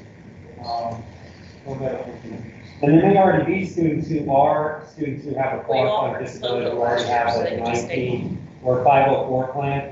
And those students, it may be as simple as just saying, hey, IEP team, we're making a revision to your IEP. And then they make that revision, and then that student's granted those special accommodations. But I would definitely make sure all that stuff went through Jen, especially because if it is a student who does not have a qualifying disability, then there's a whole process of becoming eligible for that comes into play. It's not, as far as I know, and maybe that form is different, it's not like, here's a form, you take it to your doctor, have the doctor sign. At least that's my experience, but I'm not familiar with that. See, I mean, if we do this, we're the ones making the mask mandate. Can we just say, you have a doctor's note that, you're good?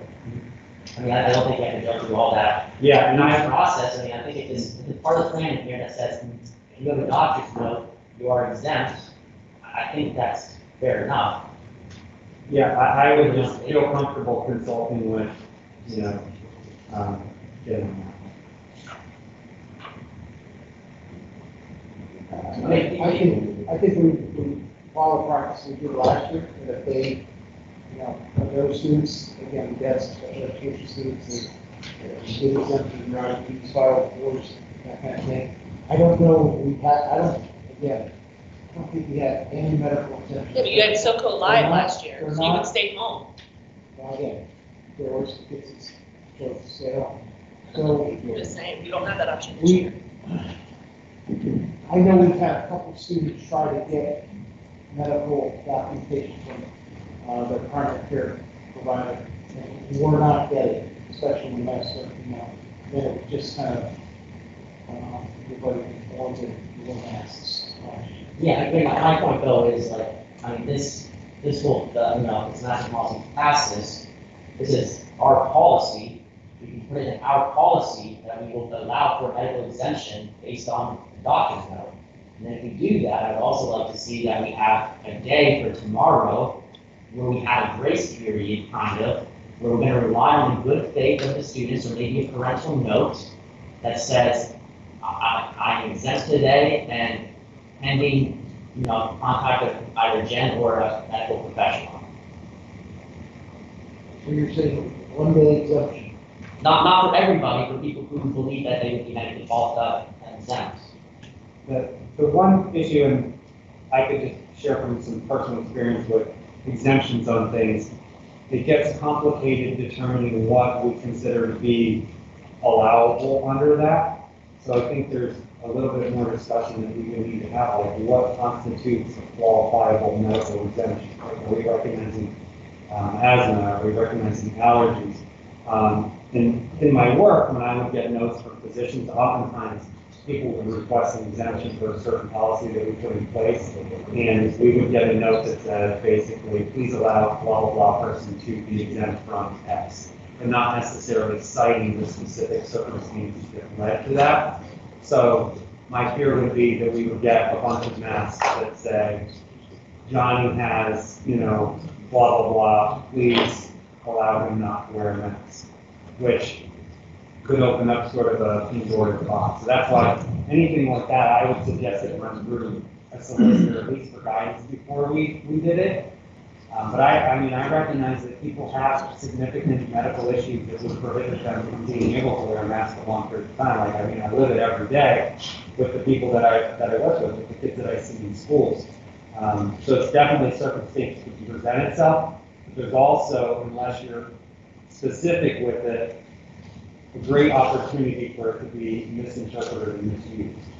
I get that. I'm just concerned for, you know, the students maybe did SoCo Live last year who, you know, can't wear a mask, and then at 9:45 tonight. Right, you know.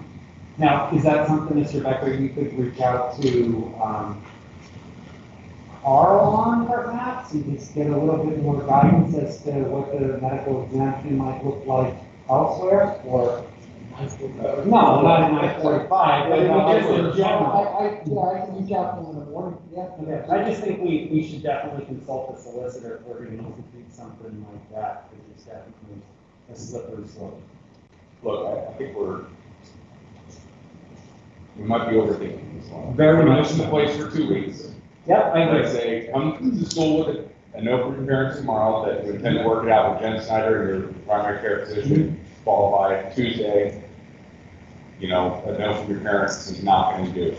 So mandatory tomorrow, come to note if you think your kid qualifies to be exempt. Let's say asthma, you can switch to a face shield. In this hearing impaired and speech therapy, I think their teacher ought to be wearing a face shield so that they can actually see their lips in K-2. And I think there's probably enough exemptions you're will probably. Shall we move things along, revisit it at a later date, and then continue our discussion? Oh, I'm sorry, go ahead.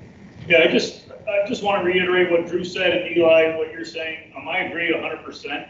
The problem is, if you all have tried to make a doctor appointment in the last 18 months, it's very hard to get in. So to tell somebody you have 1 day at 9:45, because the reality of it is 2 weeks ago, masks were optional.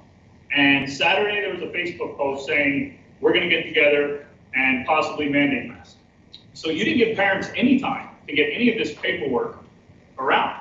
If this was your plan 6 months ago, then you should have told us that. You didn't. You told us that masks were going to be optional.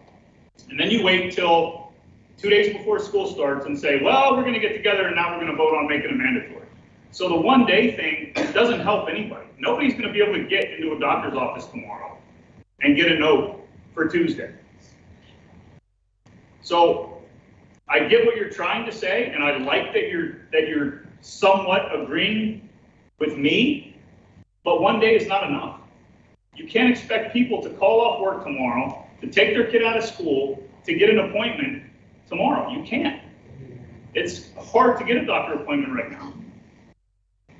So that's not fair. I would hope that the exemptions that they have is a medical issue that your family doctor already has on file.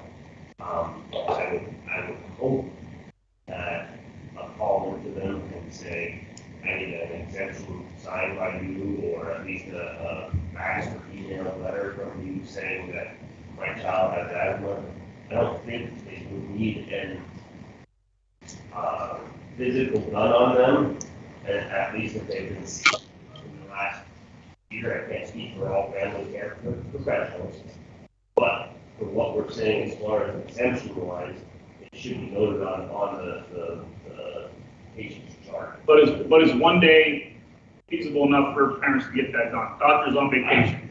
I mean, I see what you're saying. That's tough. 1 day is tough, especially like I said, when you sprung this up on us 36 hours ago. Because up until 36 hours ago, tomorrow masks were optional. So you haven't given the people of this community the opportunity to get those exemptions in a timely manner. Well, this has been going on for 18 months. I mean, I'd like to think that probably the students or individuals who qualify for the exemption probably already have. I'm just more concerned for some of the few, probably very, very few stragglers who, like I said, did so go live last year and now are. Right, and that was a wonderful option last year. I don't know why that was voted down. And we can talk about, oh, we did so great as a school district last year. That's because the majority of your kids were not in school, at least in my kids' grade level. They weren't in school. The majority of elementary kids I could see going to school because parents have jobs to go to, and they're almost forced to send their kids to school. But the middle school and the high schoolers, most of them were not in school till the very end of the school year, when everything was starting to get better and COVID was kind of going away. But the majority of the school year, kids were not in school. So did we do really good? Or was it the fact that kids just didn't come to school last year because there was an option not to that's now been taken away? I can't talk on someone's line right now. I mean, that's beyond this motion on the table. So. And I have one more, Eli, Can you say that for public comment, because this is supposed to be for board discussion. We have to do the. We can't. Yeah, we'll do the comment after. Yeah, I mean, I would love to have you talk, but this That's is why I'm not. raising my hand and you guys are calling on me, and that's why I'm calling. Yeah, I know, and it's just going on and on and on. That's, you know. We do appreciate you raising your hand. That's what's missing humor. Tim still. Yeah, I mean, I guess it's when we vote. Anyone else that wanted to add? Then you get a call for a vote. Yeah, I think it's time. I'll make one more comment, Jim. Based on some of the discussion there, would it behoove you to postpone school a week and start after Labor Day to fix some of these problems that we now know we have because we waited till the last hour to make a decision where this decision should have been made a week ago, not at the last hour before we're sending kids to school tomorrow? It's just a recommendation. Maybe we should wait a week. Great idea, Tim. Yes, thank you. I think that's initially looking at it's a good idea, but if you look at it, I mean, you're looking at people trying to scramble for childcare and everything. I think that wouldn't be the best decision, in my opinion. Yeah, I gotta say, everybody knows where I stand. I think that would be a horrible thing right now. This is gonna suck. It's gonna cause a lot of problems tomorrow. Bumping school back a whole week is gonna cause a whole host of a lot more issues. And now we're making education work for kids hands down. All right, if there's no more comments, At this time, there was a motion and a second. Can we have a roll call, please? Tony Serafini? Is he gonna say? I just want to make sure I'm voting the right way. I am voting in favor of the masking mandate. Let me ask this, are we changing the motion to have it revisited? Yes. At the next meeting? Somebody needs to make a motion to amend, right? I make the motion to amend to 2 weeks of mandate We'll give a specific date on that. so on September 14th. No, well, I'm saying 14th because if we have a meeting the 13th, it gives another time. Look, you can't change the motion once it was already set. So if you don't want that motion that was originally set, then we have to. Tim, I have a motion to amend. Can we not do that? Yes, we would have to do a motion to amend. That's what he did. He said motion to amend. For a 2-ish week mask mandate ending on the 15th or 14th of September. Or to be revisited on the 14th of September. How about on or before? So I'll close the school on September 14th. That way, if there's a new decision on the 13th, people actually have a day to digest it before it takes effect. That Wednesday. Yes. We have the meeting Monday. I will second that motion, Bill. All right, there was a motion and a second. All those in favor to amend the motion, say aye. Aye. Okay. Those opposed? Now you can make your new motion. The motion, we already motioned for the safety. The motion for the amendment. Now you're voting on the amended. Correct. Yeah. So you need another. No. A motion to vote on the amended health and safety. I will motion on the amended health and safety. Is there a second? Eli. Okay. Is there any discussion on? I'll take that as a no. So again, can we have a roll call vote, please? Tony Serafini? Aye. Tim Bo? No. Eli Hansen? Yes. Cindy Brassington? Yes. Drew Hampton? Yes. Josh Hope? No. Greg Clevon? Yes. All right, the motion passes. Jim, do you have anything else on the agenda?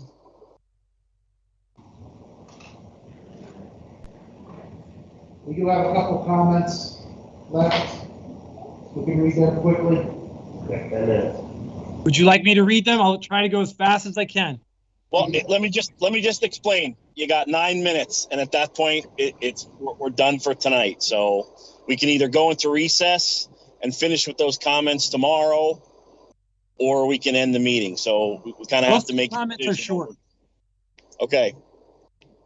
First one is from Karina Hoagland, Ralph Township. I support having optional masking, and my kids have been taught to be respectful of everyone, regardless of their opinion. My kids also know that God determines their fate and not viral, permeable through a cotton unicorn or dinosaur printed mask from Old Navy. Maybe if they didn't have masks, they'd practice more social distancing, which does work instead of creating false sense of security. Above all, parents, stop shaming each other because you're teaching your kids to do the same thing. Check yourselves. Karina Hoagland, Ralph Township. Next one is from Rodney Maurer, Ralph Township.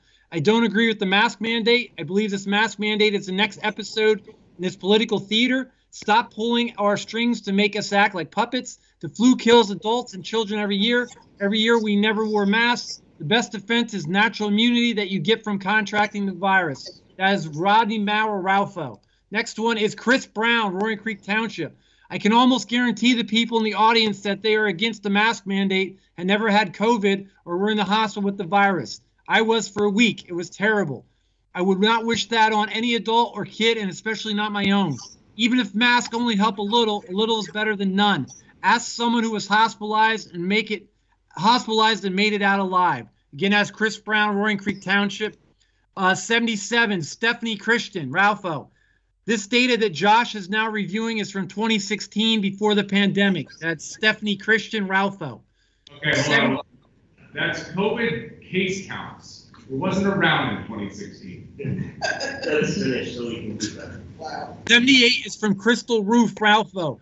Most of the children went all summer with no mask on. They go to the playground on vacation to other states and go into stores with no mask on. What is the difference in a school setting? They sit at their desk, which are separated desks. They also are going to be touching the same items such as doors, railings, etc. While in lunch, they can't eat through masks, so their mask will be down, and children do cough while they eat. I asked my son what he thinks of the mask. He was going into first grade. He said it makes it really hard to understand the teacher, and his face is always hot, and this is hard to breathe. We say no to mask mandate, but ask for a little social distancing while eating and proper hand washing. Again, that is Crystal Ruth Ralpho. Next one is from Steve and Rachel Roth, Ralpho Township. We want to thank our community healthcare professionals who offered their expertise in the meeting and throughout the course of this pandemic. Dr. Carl Exardo, Katie Fisher, Evan and Adam Gaikowski, and many others. You are all heroes. These trained, knowledgeable, and experienced professionals, along with organizations like CDC and American Academy of Pediatrics, are who the board should look to when making decisions. Thank you. That is Steve and Rachel Roth. Actually, the next couple of comments were just basically about, to me, getting the sound turned up a little bit louder. I have another one just came in here at the buzzer. Roger Nunkester, Elysburg. It's a long one. I'll try my best. The school board administration of the school district are legally and morally required to serve in the parentis loco when difficult decisions are to be made concerning students. As a parent, we seek out the opinions and expertise of people who know better than we do when a problem arises and we don't know the answer. You have heard from healthcare workers, tonight, with whose recommendations have been to mask. The school physician whom you approved and paid advised you to mask. If it were your child and you got a recommendation from someone who has advanced education well beyond what you do, who deals with the problem on a consistent basis and is in the know, tells you their opinion and gets second, third, and fourth and more opinions. If they all say the same thing, sorry, this is a long sentence. It really seems like an easy, well-informed recommendation to follow. This is not an easy decision because there are different views, but I have found success when confronted with an issue I cannot solve when I listen to people who are well-versed in the issue. I then seek second, third, and sometimes fourth opinion. But those opinions all are the same, and again, you have heard from the countless health workers and your own physicians. You can make an informed decision and feel good about it. The next step is to look at contingencies and to be proactive and possible and I do not envy you. Good luck. Mr. Vogt, Mr. Becker, I believe at this time we're going to end with 82 comments. All right, thank you. At this time, is there any board comment? Hand wash is as many times as possible throughout the day, correct? Yes. I guess we have 5 more minutes, so at this time, we'll take any public comment.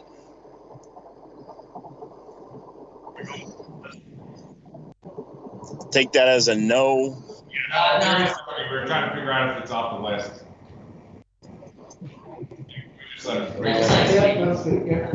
All right, again, I'm Tim Turner, Cleveland Township. What I'd like to say is, again, I appreciate all the discussion that you guys have had up here for us. What's really just concerning to me is that when presented with a set of facts and a set of data, there was only one individual out of everyone up here that did that. And he did it in a logical, common sense, straightforward, so everyone could understand it, right? Everybody else on the board didn't present one fact, but they presented their emotion. If you've known someone who's had COVID, well, that's called the illusory truth effect, which is the illusion of truth, describes how when we hear the same false information repeated over and over and over again, we believe it to be true. So everybody hates this virus, don't get me wrong. And everyone wants to beat it, right? Everyone wants to get ahead of this so we can return to normal life. But when data proves that masks don't do anything, but everyone's wanting to beat it and they want to do it. Like, even if we do masks, just a little bit, they'll help. Single, double, triple face coverings, whatever the case may be. Someone went and said, okay, let's do N95 masks. They say, well, if there's one death, that's too many. And they say, well, let's do something to protect these kids. Okay, so we'll just let them put a single piece of cloth over their mouth instead of an N95, which is more protective, or an SCBA, which is 99.9% effective. But we're obviously not going to have them in firefighting turnout gear sitting in class. But what it comes down to is people's emotional feelings driving decisions. And you guys, as our board, are setting policy given a set of data, right? We were all taught about how to do science in elementary school. You develop a hypothesis. What's the hypothesis? Do masks work? Let's prove it, yes or no. We proved it tonight, they don't work. But we're gonna do it because it makes us feel good. And the reason all these healthcare professionals chime in my humble opinion, is because if you're not doing that in your profession, then you're shunned. The same way as our kids are gonna be shunned, because it happens at a parental level in the household. All these anti-vaxxers, all these science deniers, those kids take those attitudes to school and then they put it on the other kids, right? So when presented with facts, a hypothesis, and we disproved that masks don't work, 80% of the board voted, we're still gonna do masks because, you know what, 2 weeks, we'll prove it or disprove it because we need more data. We've got 18 months of data that has proven that Israel, Japan, the US, it doesn't work. Florida is a great case study. We could be the Florida school district in Pennsylvania if we wanted to be, but that's based on you guys, right? We don't have anything to say about that other than our 3 minutes that we get to talk. The people that you want to protect for anything are the most vulnerable people. The most vulnerable people are 65 years and older. That's where 81% of the deaths from this virus have come from. And then I hear parents saying, you know, they say things like, the political nonsense, follow the science. After the vaccines are available, then you have a choice. But do we? Are we going to come back to this 6 months later when the FDA just magically approves vaccines for kids 12 and under that say, you have a choice as a parent to get your kid vaccinated? Or are you guys going to vote that says they have to have the vaccine to come into this building? You know, I think it's scary to say that the FDA to approve a vaccine where they have no long-term effects on it, right? We don't treat the flu the same way, and it's more deadly to kids. We have never masked up like this, ever, for the flu, ever. And all those 12 and younger that have no ability to protect themselves, well, that's what our immune system is for. If you shield them from that, what kind of damage are you doing to them? Not only that, what about their mental health, right? We haven't looked at the long-term studies of how suicides have gone up because people can't socially interact. We're social beings, are we not? And I'm telling my 6-year-old, yep, you got to go back to school wearing a mask now.